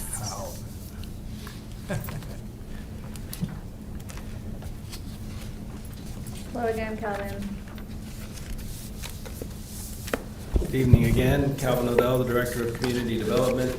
I had a lot prepared to say, but I think I'm gonna try to do this as quickly as possible, try to spare you guys all the rambling. So we'll start out with an organizational chart.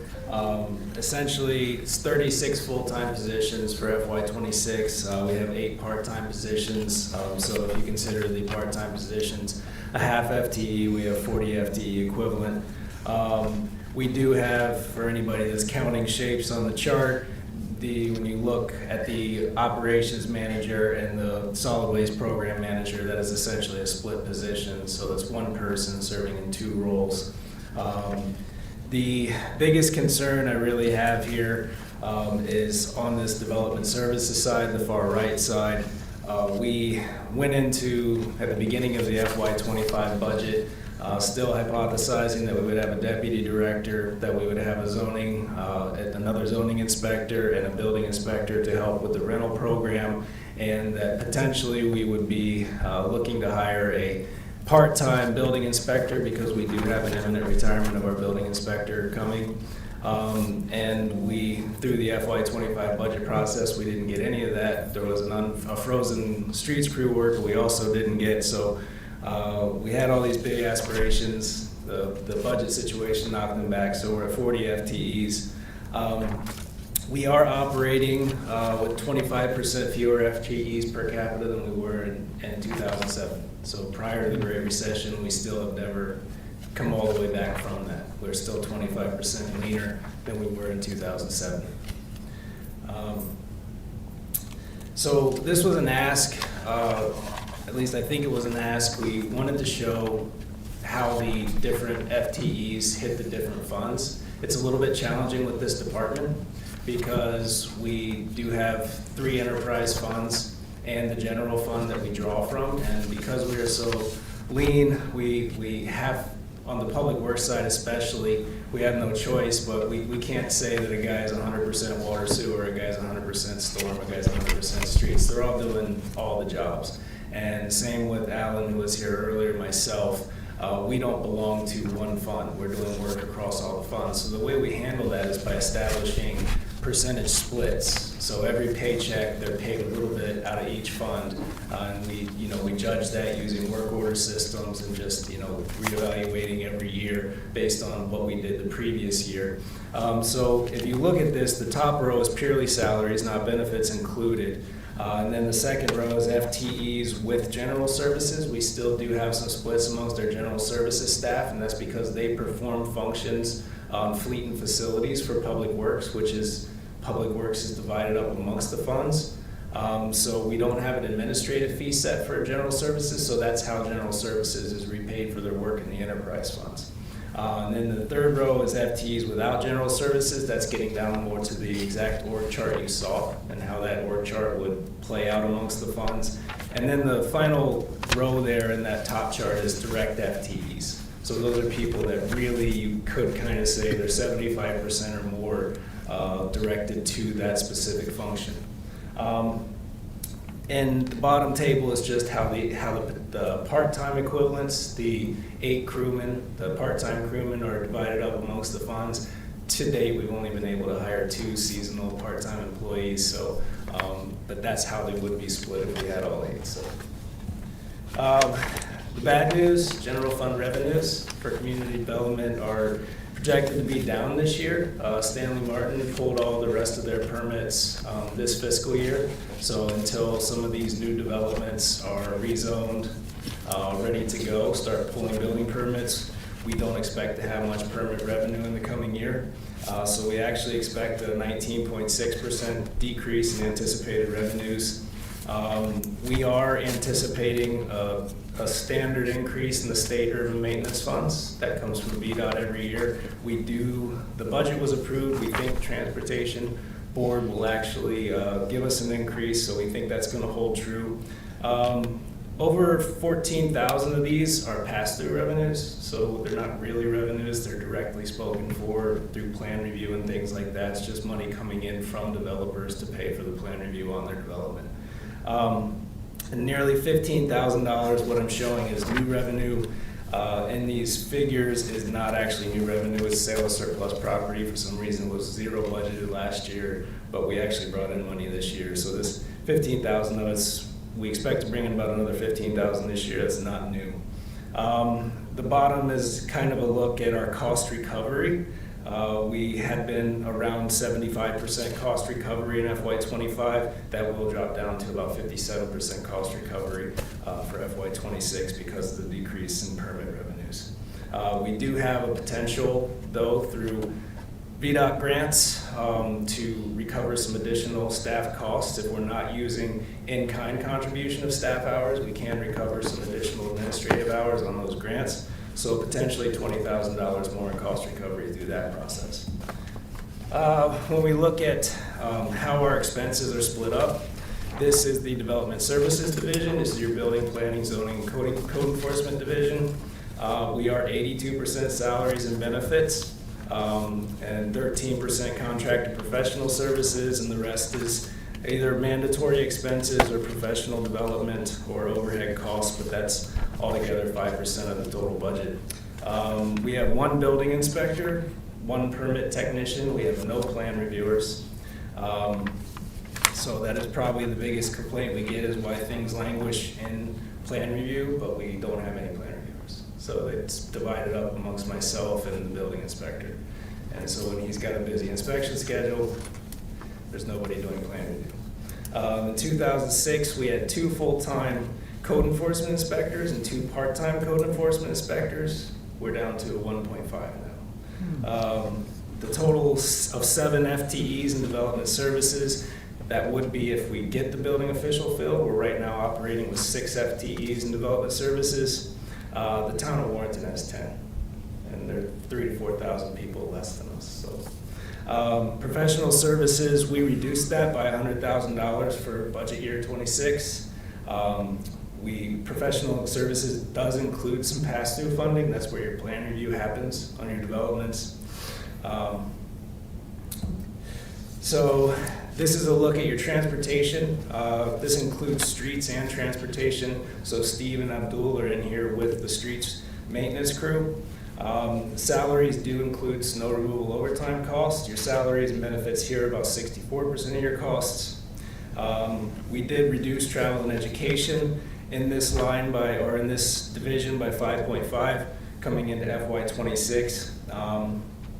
Professional services, we did increase that a little bit for grant support.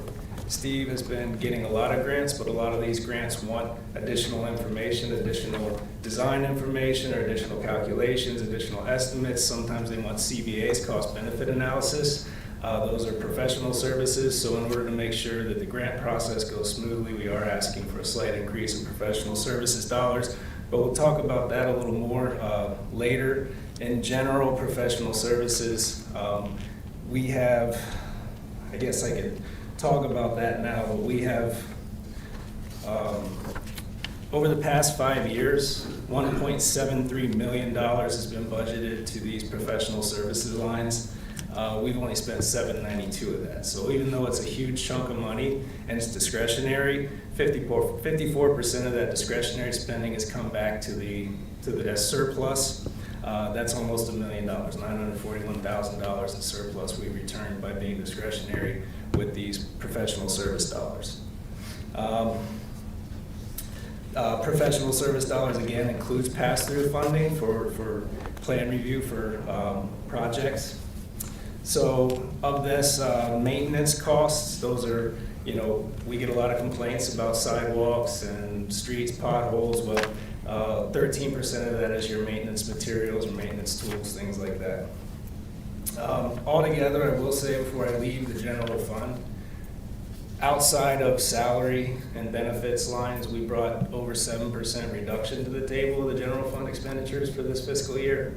Once you add back in the salaries and benefits with the proposed increases, we only reduced the budget on the general fund side by 1.3%, but we still brought a general reduction on the general fund side.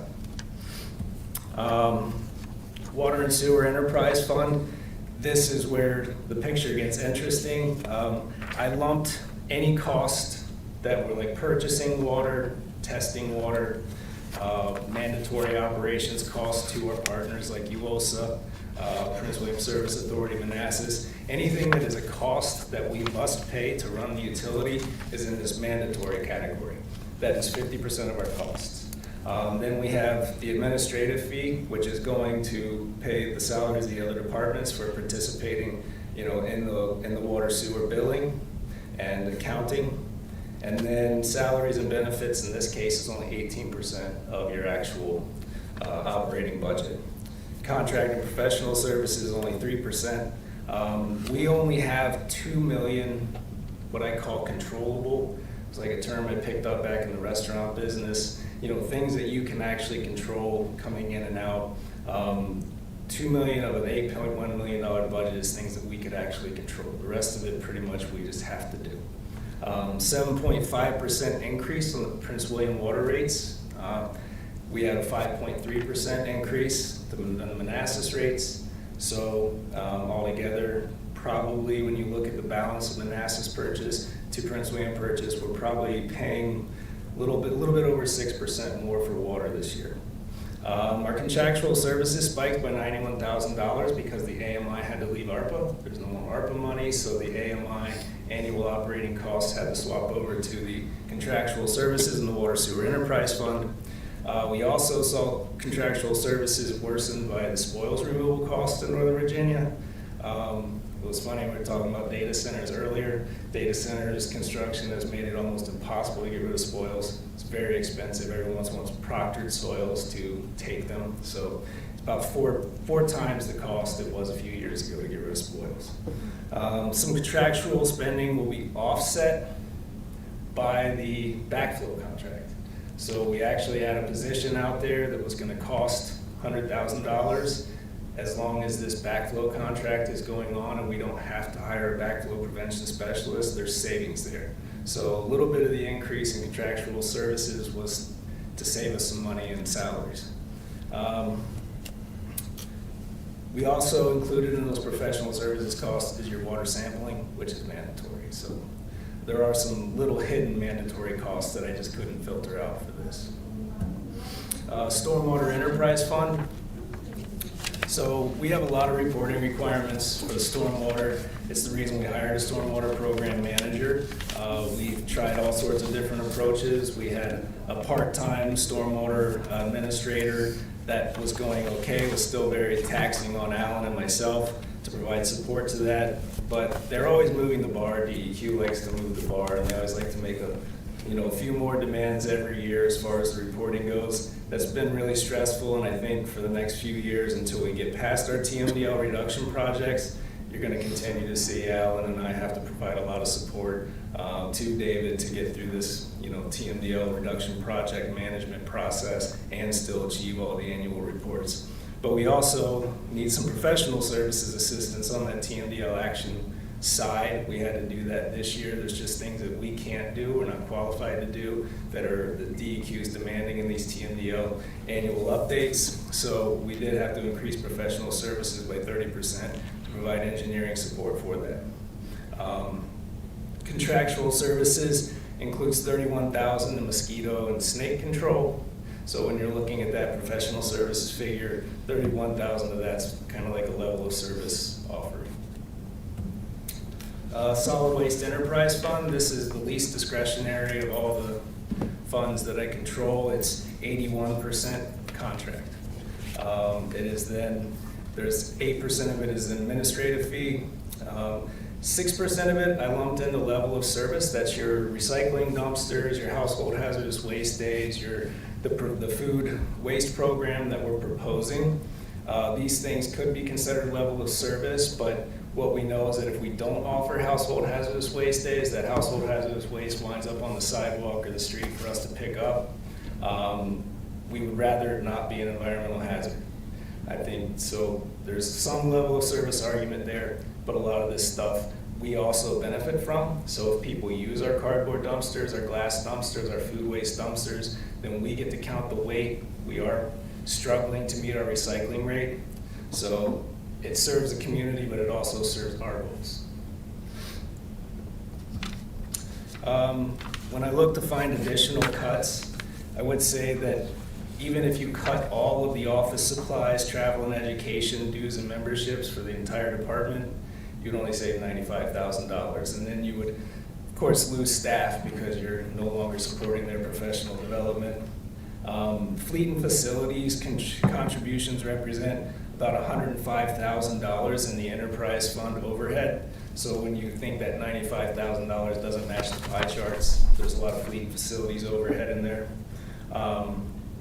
We also, $29,000 is all the office supplies we're using across all the divisions, and that includes like your furniture, your filing cabinets, your flat files for your development services division. Professional services, again, we are $408,000 proposed for FY26. That's all engineering services work. It is discretionary, but over the past 5 years, we've returned over 50% of that money. We don't spend it frivolously. We spend it as needed.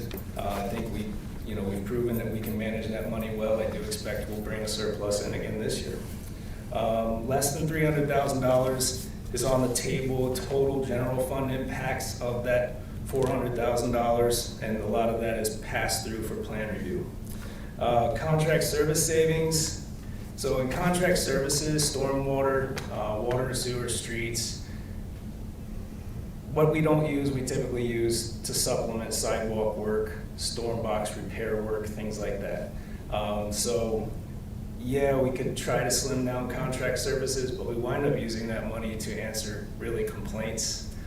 We stack together a concrete contract at the end of the year, and the more money we have in contract services, the more concrete work we can get done. So there's savings to be had, but there's also complaints to be answered by not cutting that. We could look into, deferring some mosquito abatement and snake deterrent, but I think the complaints will mount up, especially on the snake part. We have been doing the snake deterrent down in Blooms for a while, and it seems to have relieved the complaints. So we have 6 vacancies right now. We know we have another one coming next month. So we're about to be in a 7 vacancy position if we can't get some hires squared away really quick.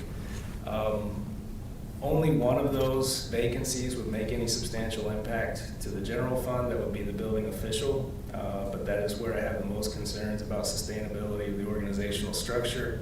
The building official is considered the most critical to being able to provide level of service, gives us that extra plan review support, gives us the ability to have walk-through permit days, gives us the ability to have the inspector go on leave and still conduct inspections that aren't done by the guy in the suit. And then it also gives us a commercial and special project inspection designee. That's kind of new right now, right? So if it gets above what Rick's comfortable with, then it falls on me.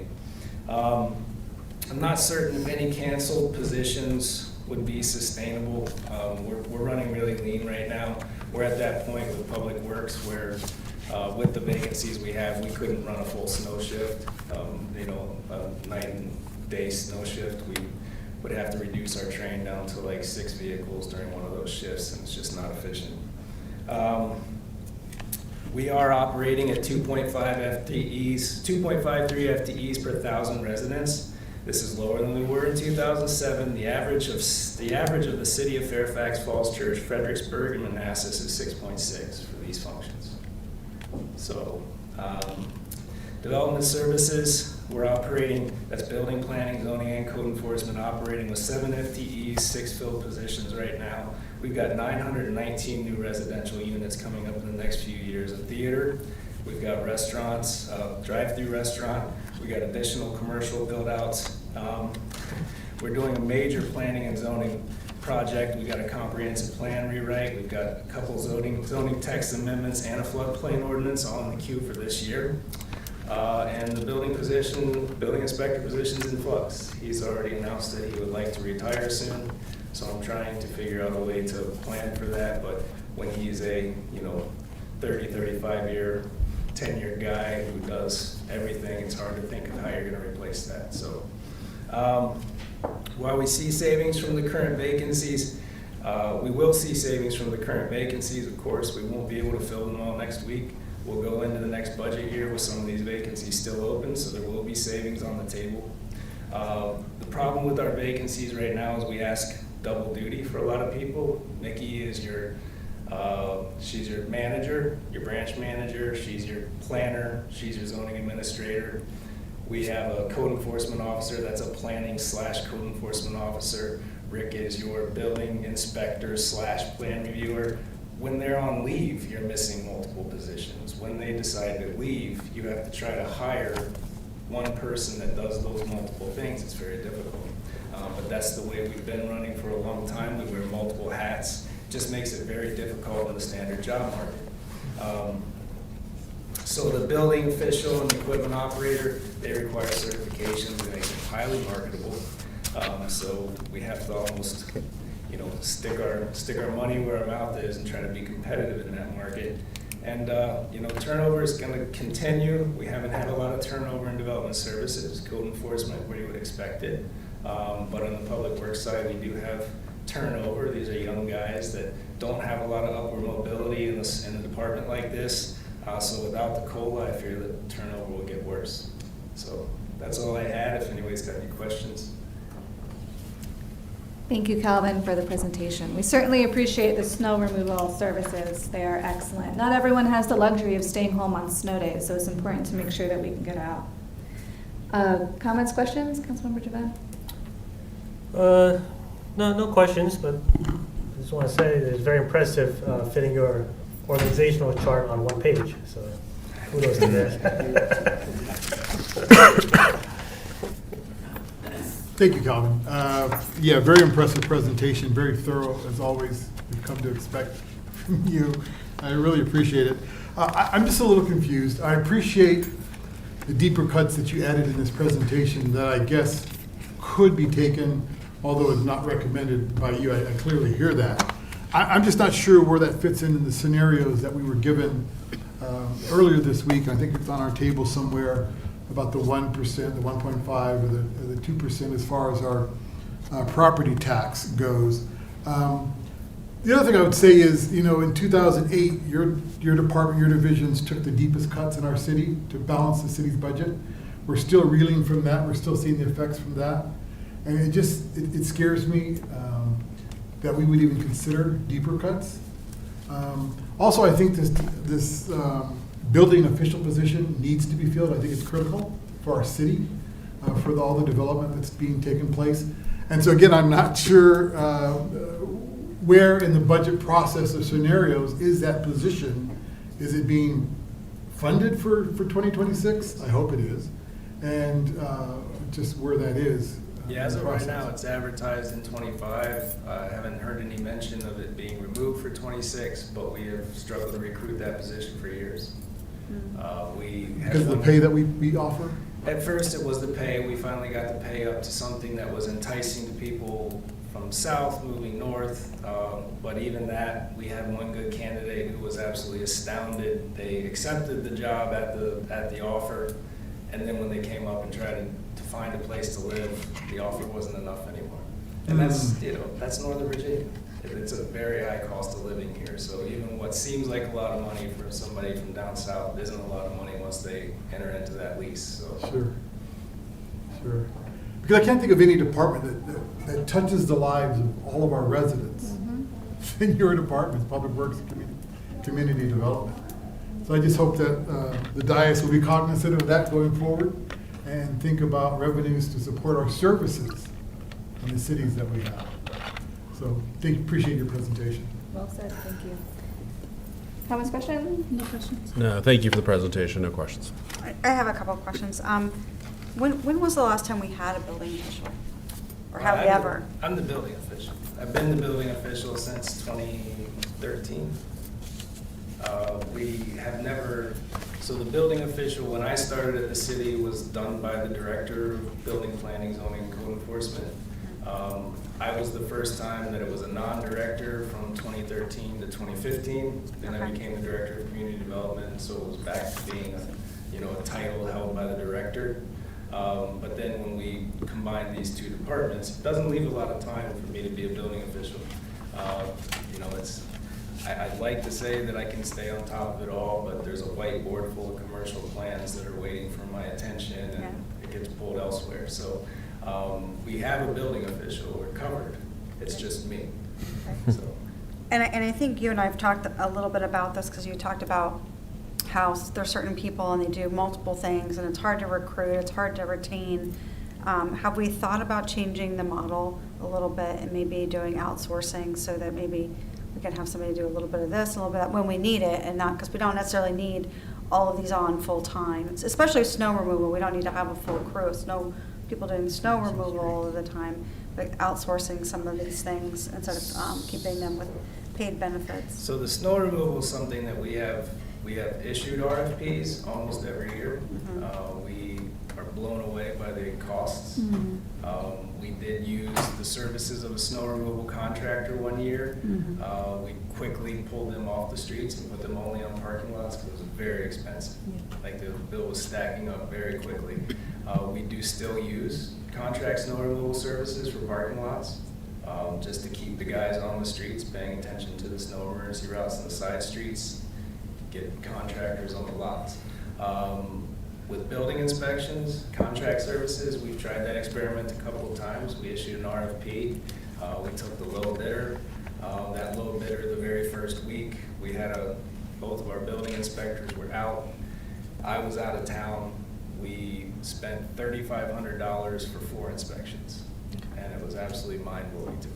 I came back and Mickey was like, "You're not going to believe this," but it's it's the way they bill, and that was the low bidder. So I'd hate to see what would happen if we had gone. So when was with the that? expense. That was 2000. Gosh, probably 2019, right before COVID. So also, how much overtime are our folks working? I mean, this sounds like we're really understaffed. We have, you said 2.53 FTE per 1,000 residents. So what does the overtime look like for your department? So most of the development services folks fall into exempt categories, like myself. Do they track their hours though?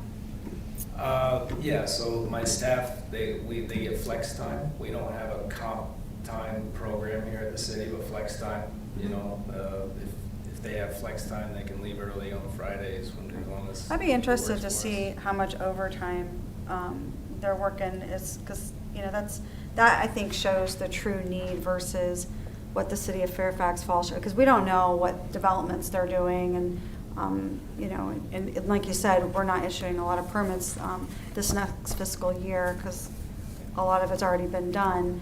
So I would be more interested in just seeing what our current staff and kind of the rate there. That's all. Thank you for your presentation. Thank you, Kevin.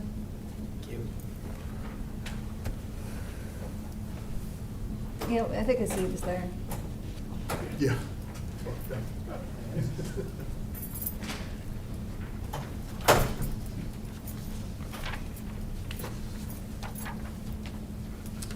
Thank you, Mayor, City Council. Just want to address a couple things. So the process we used was I sat down with all the department heads over the last few weeks, and we talked about everything that was in the need-to-have category, everything that was in the nice-to-have category, and then where those margins are. And they proposed a lot of things. They said, well, I suppose, like the building official. I did not move those forward as recommendations. I only moved forward the things that I thought we could absolutely live without, but not necessarily. So a lot of, Mark represents some things, Calvin represents some things that I didn't bring forward as options because I don't think we can live without them. All right, first thing I want to do is go over the questions that came in since the last meeting. I did send these out to you, and they will be posted on the web, so I'll go through rather quickly, but please throw a flag if you need to slow down. I heard a lot of conversation about what the base rate is for in your water bill.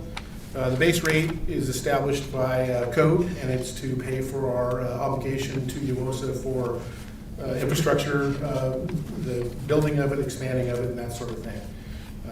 So that's what the base rate is. It should show up on your water bill as the base SRV fee. I assume that's service fee. And so just, like I said, I heard people talking about it. That's what it's for. Brandy Station Block Party, how much we spent on that? Nothing. That's part of the Keep the Park Beautiful initiative. And like I mentioned, there is $100 budgeted for the Keep the Park Beautiful initiative, but that's mostly to give us an opportunity to accept donations. It's not really intended to be something we would spend on anything, but other than support with, I think, parks picking up the garbage at the end of the day, I think we provided some shade or a rain cover at some point. We don't spend anything on that. Latino Festival, we have, again, $10,000 budgeted for the event. We always anticipate the revenues will cover that, and so the impact is zero, but they have to pay vendors ahead of time for different things, so we sort of front the money, and then when the revenues come in, we reconcile it at the end. So the anticipation is that that will pay for itself. Got a number of questions about the Parks Department budget, and why there's an increase in contact services. HVAC system is getting too old to be functional without a lot of maintenance put into it, a lot of costs, and the maintenance, not only are we doing a lot of maintenance, the maintenance costs more, and so that's why that line went up. Travel and education, the Parks and Rec budget, Jay wanted to send a couple people to the state Parks and Rec conference. He has since removed that from his budget, again, as a part of the exercises we went through over the last few weeks. Does the city pay for the training of new lifeguards? We pay for their first aid and CPR certification. There was some talk about some lifeguards that were mentioning that they were going to get trained by us and then go work for other places. Specifically, there were some students that were talking about Urbana. We did have a couple of students in our lifeguard class that did go work for Urbana, but they paid for the class. They were taking the class. They weren't doing it for us. That being said, Jay wanted people to be sure to understand that because of the Affordable Care Act, there's a limit on how many hours a juvenile can work in a week, and so a number of them get jobs at multiple pools so that they can stack their hours during the week, and so it isn't unusual that someone would go to our program and then work for a different pool as well. And just another button on that is if they do go through our training program and don't work 15 hours a week for the first year, they have to pay us back. Independence Day contract, yeah, there's a increase there, but it's not linked to any of the 50th anniversary events or the fireworks. It just happens to be that vendor costs have gone up over time, and they overspent last year, so they increased the budget to be sure they don't this year. The merchant fees, they originally thought that merchant fees were being captured during the transaction when someone uses a credit card at the Parks Department, and they weren't. They were a separate bill that came in later, and that sort of surprised them, and so it's now separated out. We don't pay for it. It's still paid for by the client, but that's why you see that there. You didn't see it before. Also, during the Parks presentation at the last meeting in May, the org chart represented 3 vacancies that were actually positions that were cut several years ago. Some of them now I found out maybe as long ago as 2015. But they've been living on the org chart since then as a desired position they'd like to have back, but they are not funded and have not been funded, at least for 25 and 26, which is as far back as I went. So they're not in the budget. They're not available as potential cuts. All right, so like I said, I did a whole bunch of scenarios, but I think I've heard what you guys had to say, so I've narrowed it down to just a couple. I do want to take one more shot at the water and sewer. Our purchase costs, the water we purchase from City of Manassas and from Prince William Water, as well as the costs for the treatment at UOSA have gone up. Different amounts, but about 6%. So this first recommendation is, keeping up with that, going up 6%. We had originally recommended a 15% increase in stormwater and a 10% increase in solid waste. I brought those down both to 5.5, and basically this is the chart of what it would look like at both 1 cent and 1.5 cent, which I highlight 1.5 cent as the option. It would result in a reorganization of the customer service team, which would result in 3 part-time positions being eliminated, and the parking enforcement officer, which hasn't been filled, being eliminated. The equipment operator, the crew worker, those are a couple of positions that Calvin was just talking about. They are saved in this option. That's basically what that is, but not knowing where we were going to go, I also have one other alternative, and that's this one, which is 0 in water and sewer, still 5% stormwater, 5% solid waste. I think I mentioned in my email, we talked about this on the 20th, and I didn't hear anything about stormwater and solid waste. That's why I left them where they are. I just thought we needed to have something to keep up with it. And while it doesn't necessarily contribute directly to water, it's a part of the whole formula. So that's the recommendation at 1.5 and 0 water, 5 storm, 5 solid waste. This is what it looks like here.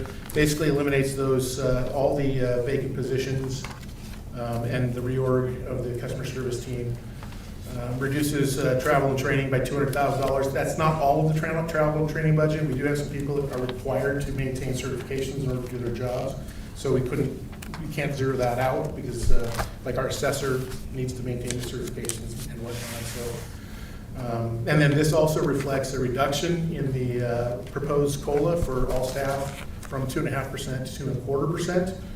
And then that will make us balance at 1.5 and 0.55. So Hey, Carl, that's what is that X representing? That's the X means that's one of the items that would be cut. I see. Yeah, I was trying to figure out how to display them. Well, those are just staff positions. If it has the X, it's included, and I also tried to highlight it in green, so you can see that there it's not highlighted. Everything in the green is part of the formula that gets to the bottom line we need. I'm confused, Carl. What does the X do? The idea of like EQ operator and customer service team? That means that they're cut, in this proposal, they're cut. Gotcha. In order to, yeah, anything with an X on it. I can't call them all cuts, because like the top part that is blue, those are all budget adjustments we made based on changing circumstances that we would have done no matter what. So we looked at the savings we've had through electrical bills because of switching to LED lights. There's no sense in budgeting what we used to for the old style lights. So we made some adjustments there, and we would have done that no matter what. And so I can't really call those cuts. That's why I made it And those are sort of empty different. positions? Pardon me? They're not filled, those positions are not The filled? customer service team has 4 part-time people and 1 full-time person. My recommendation would be to make 2 full-time positions and eliminate the part-time positions. We do need somebody to answer the phone and do basic admin stuff, so. But can't most cut of it those down. are not filled, correct? The rest of these are not filled, that's Okay. correct. So the blue is additional revenue. Is that correct? Correct. You're saying that the X marks, I guess, those would be all adjusted with this model. Those are 2 models, the 1 cent model, the 1.5 cent 1.5 model. model, yeah. And then the top number is the number that we're saving. The 3.4? That's the target, yes. And this will add up slightly more than that. There's no way to come up with an exact combination of things. We'll come up with the exact number, but yeah, that's the amount we're short. And that we had to come up with at a 1.7 real estate tax increase or decrease, and 0 water, 5 storm, 5 solid. Can you go back to the 6% water, which is what the increase was by UOSA? Is that my understanding? It's UOSA combined with our purchase. It's the front end when we buy the water, as well as the back end when it's treated. It's the amalgamation of the 2 water sources and the treatment at the end. So in that scenario, the EQ operator, the customer service, the only 2 that's being cut are the customer service and the parking enforcement. Correct. The other ones are staying. Correct. Okay. Gotcha. Tuition reimbursement, you pull COLA. And the COLA is only 2.25 in this scenario, huh? Yeah, that might be, that's probably a mistake. Yeah. Pardon me? It's not X, so it doesn't count. It wouldn't matter, it's not getting cut anyway, it would go back to the 2.5. I think that's important. Oh, yeah, so I listed everything in each slide, so you can see what was selected and what wasn't selected in the different options. I actually have like 5 more of these inside, I'm not showing you. So that's the COLA at 2.25 would save us 44.9, and that's all that represents. But in that model, it's not part of the formula. Gotcha. Appreciate it.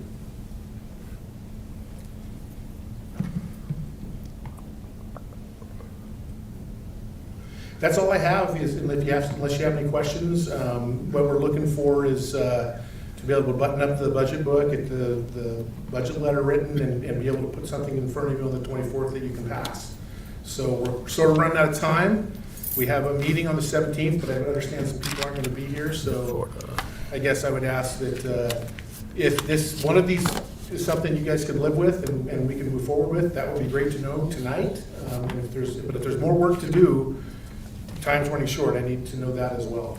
Did we get that like this afternoon? You did, yes. Okay. Can you go back to the 0 on water and storm, 0, I can't that hear. one? Speaking of mine. This Keep talking is- to your mic. Yeah, can hear you down here. Oh my gosh.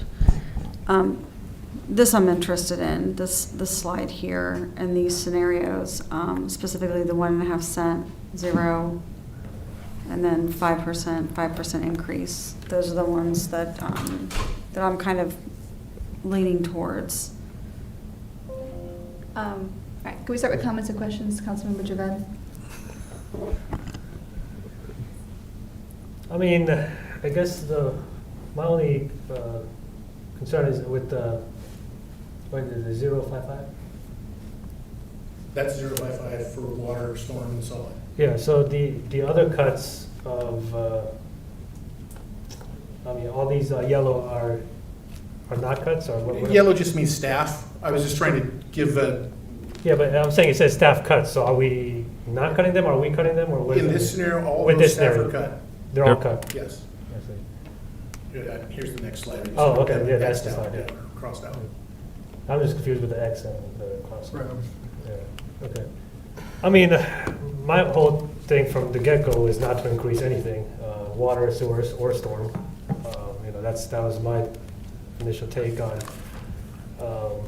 But if we need to do an increase, I'll probably be leaning towards the 0% water, 5.5 storm and solid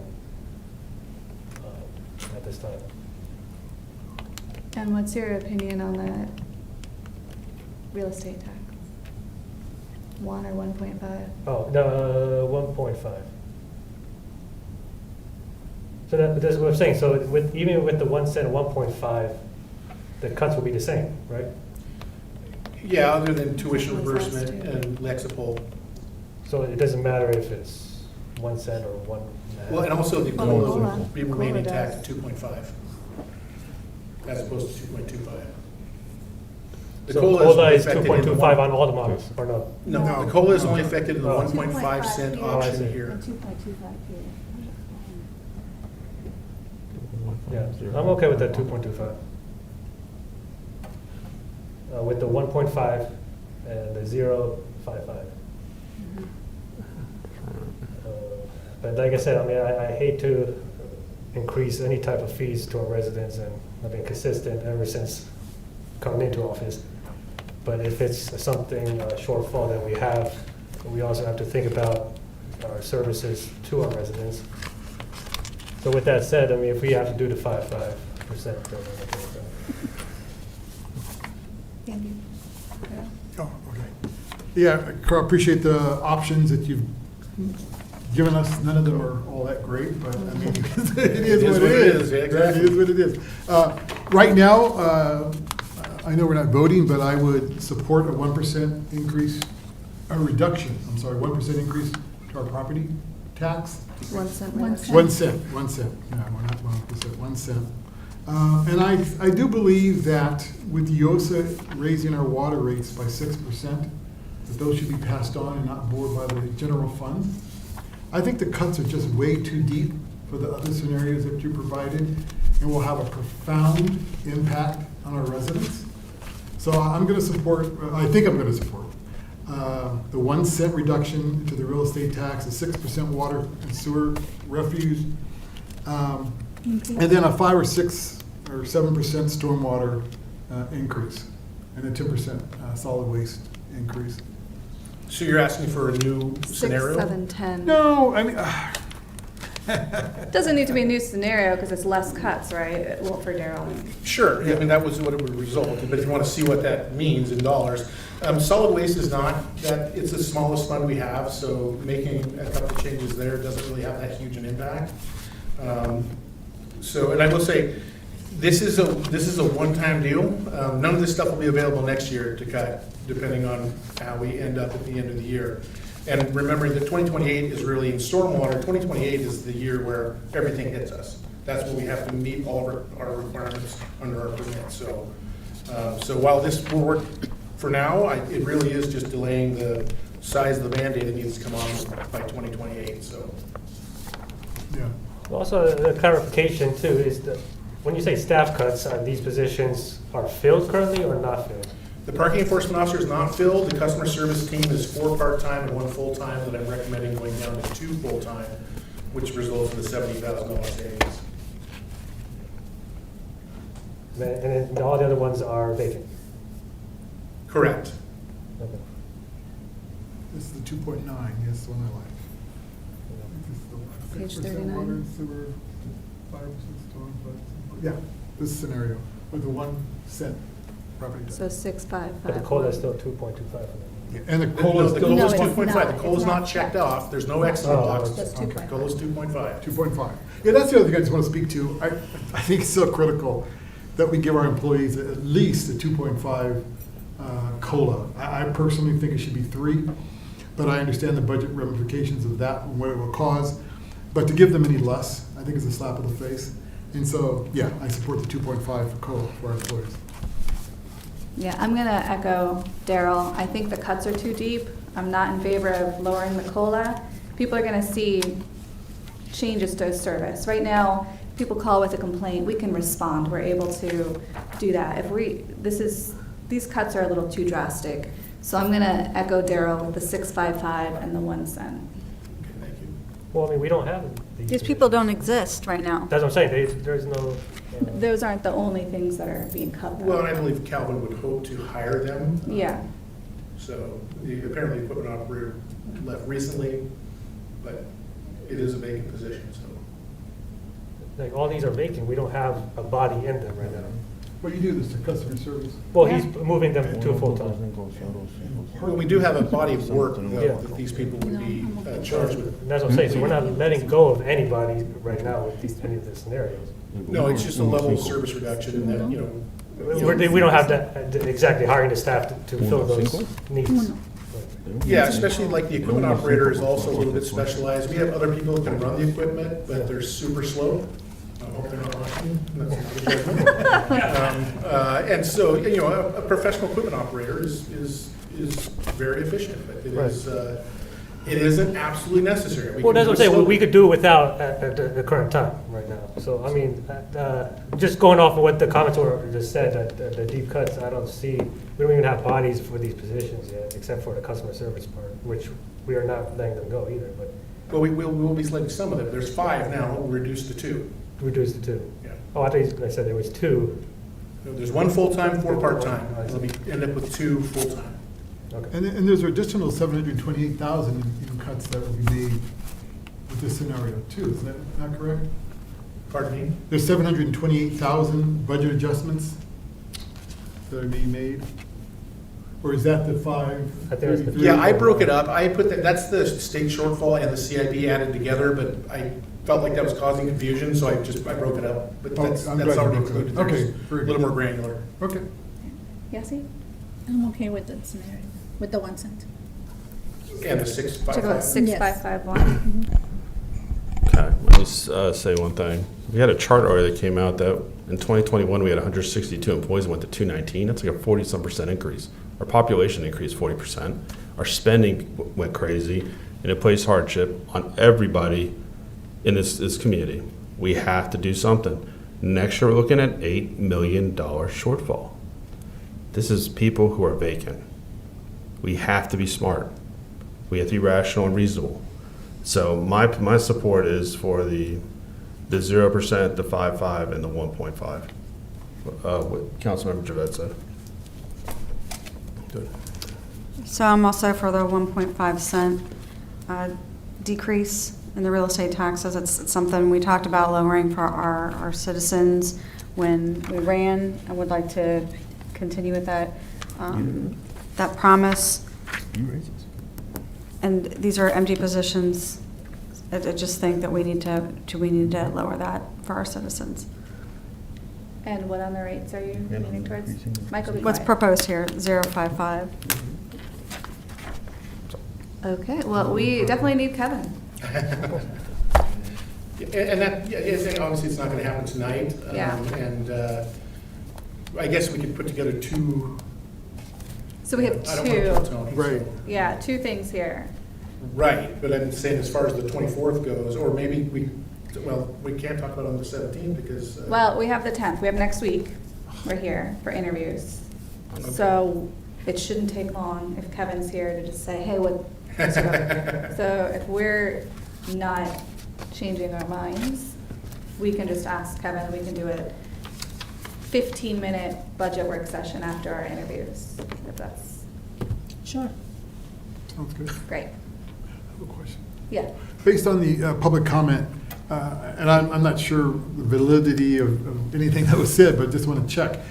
The 2 scenarios that it seems like the dais is interested in, can they be put on our webpage? Absolutely, yeah. What people are reacting to is the published Right. not to exceed rates, which we've talked about a couple times at reduced levels since then. But, you know, you'd have to keep up to find out. But yeah, absolutely, we can put this up there. The two Yeah. different. Just the two things different under ones. consideration kind of thing. Yeah, so not to confuse people with a whole bunch of options. Yeah, that's no problem. Thank you. Any other comments or questions? I mean, the other comment was that you mentioned that the water was going to, you also increase by 7%. It's not just UOSA, it's also the purchase, the amount we pay for it. So we buy it from Manassas City, we buy it from Prince William Water, and then the treatment on the other end. So those three things added together is where we got the 6%. Right. Oh, so it's 6%, everything would increase. Well, I think UOSA went up 7, Prince William went up 5. Yeah, I mean, we averaged it out to Right. 6. So what we're trying to get at is that the 6% that you're proposing won't even cover the increase that Prince William County or UOSA is doing. So I don't see, we're just trying to minimize the gap. What is the 6% No, this does, doing for the? this does keep us current. This equals what we're being charged. You know, the increase we're being charged, that's basically passing it on, so it keeps us level with where we are right now in 2025. Because if we didn't do it, we'd have to backfill with general fund, is that not correct? That is exactly what this represents. That's why there's more cuts in the zero option.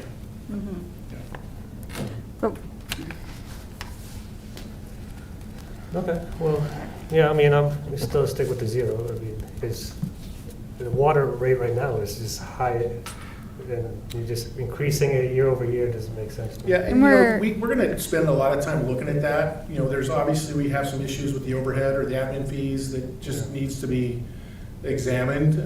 I don't know how long that's going to take, but I would expect to see some pressure released on that.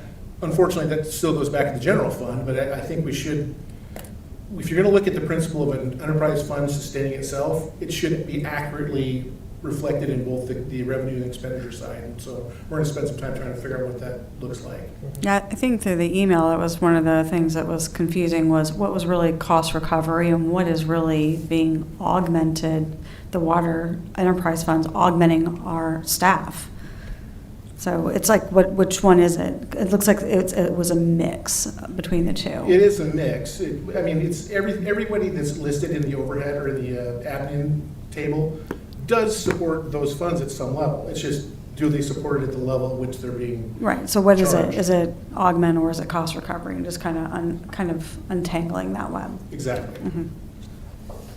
And just to mention too, to the body here, we have literally 17,000 residents here that over the years have not had any relief in these taxes and fees, and people are, you know, they mentioned that, you know, we're doing all this development for what reason? Let's not spend money. Right, we keep telling them we're reducing taxes and their fees Michael, will come yes. down, but they are not seeing here. that, they're not seeing that in the picture, I mean, in the balance of their account, right? So, And I concur, Hussein. I mean, I think that's what we keep hearing from the residents. When there was public comment time, that's who's coming to talk to us. Yeah. They're saying, reduce the rates, don't increase the water. We're already having our water go up. We don't even know why, what's going on. yeah.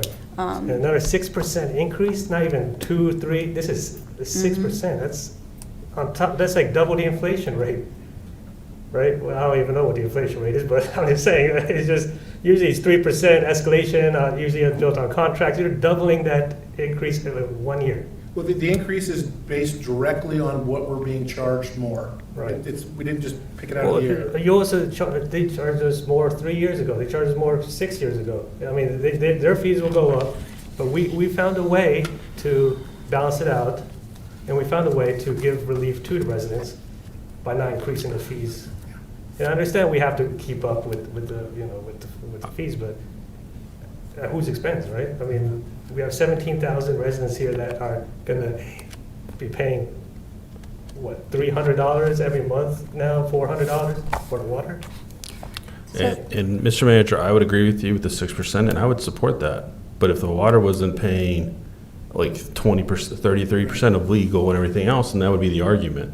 And if it's just paying a small cost of business. So that's I would agree with you, we should raise it. But when we also increase, and you would think 169 to 219 employees in 4 years, and our population has increased like that, that's just not something you do. So who's victimized? Yeah, I The can't residents. speak to that. I know you weren't here. And I guess my thing is, you're all talking to me, and I'm not the one you have to convince. Oh, yeah, I was just talking to the body in general, but. Well, I mean, I think Also- everyone has cast their decision. I'm not sure that Thank you. anyone's going to change by any further discussion, and we can talk about it when Kevin's here next week if we want to keep going. Thank you. All right, is there anything else for the budget? All right, we are at our second public comment time. Is there anyone who would like to make public comment? All right, city manager report.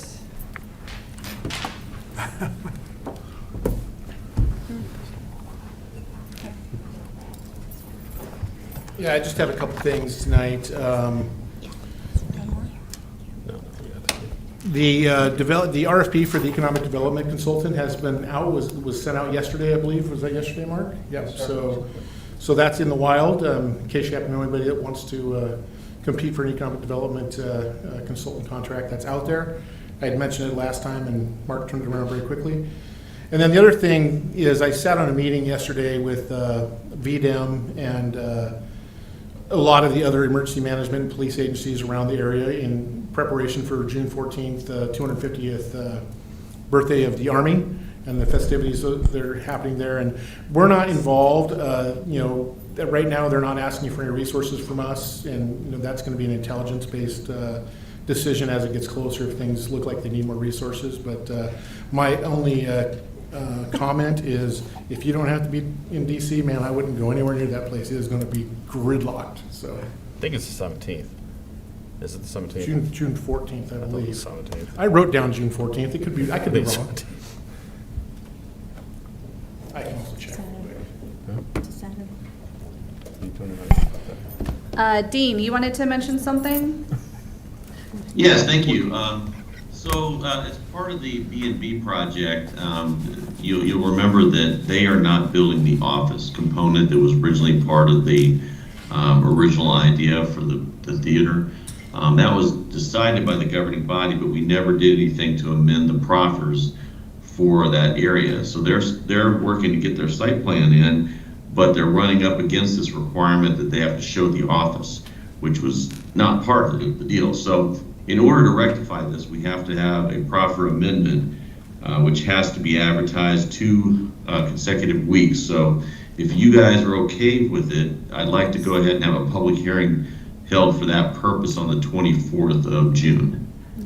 I need to check with you guys and see if you're okay with that. Yep. Everyone good? We good, Dean?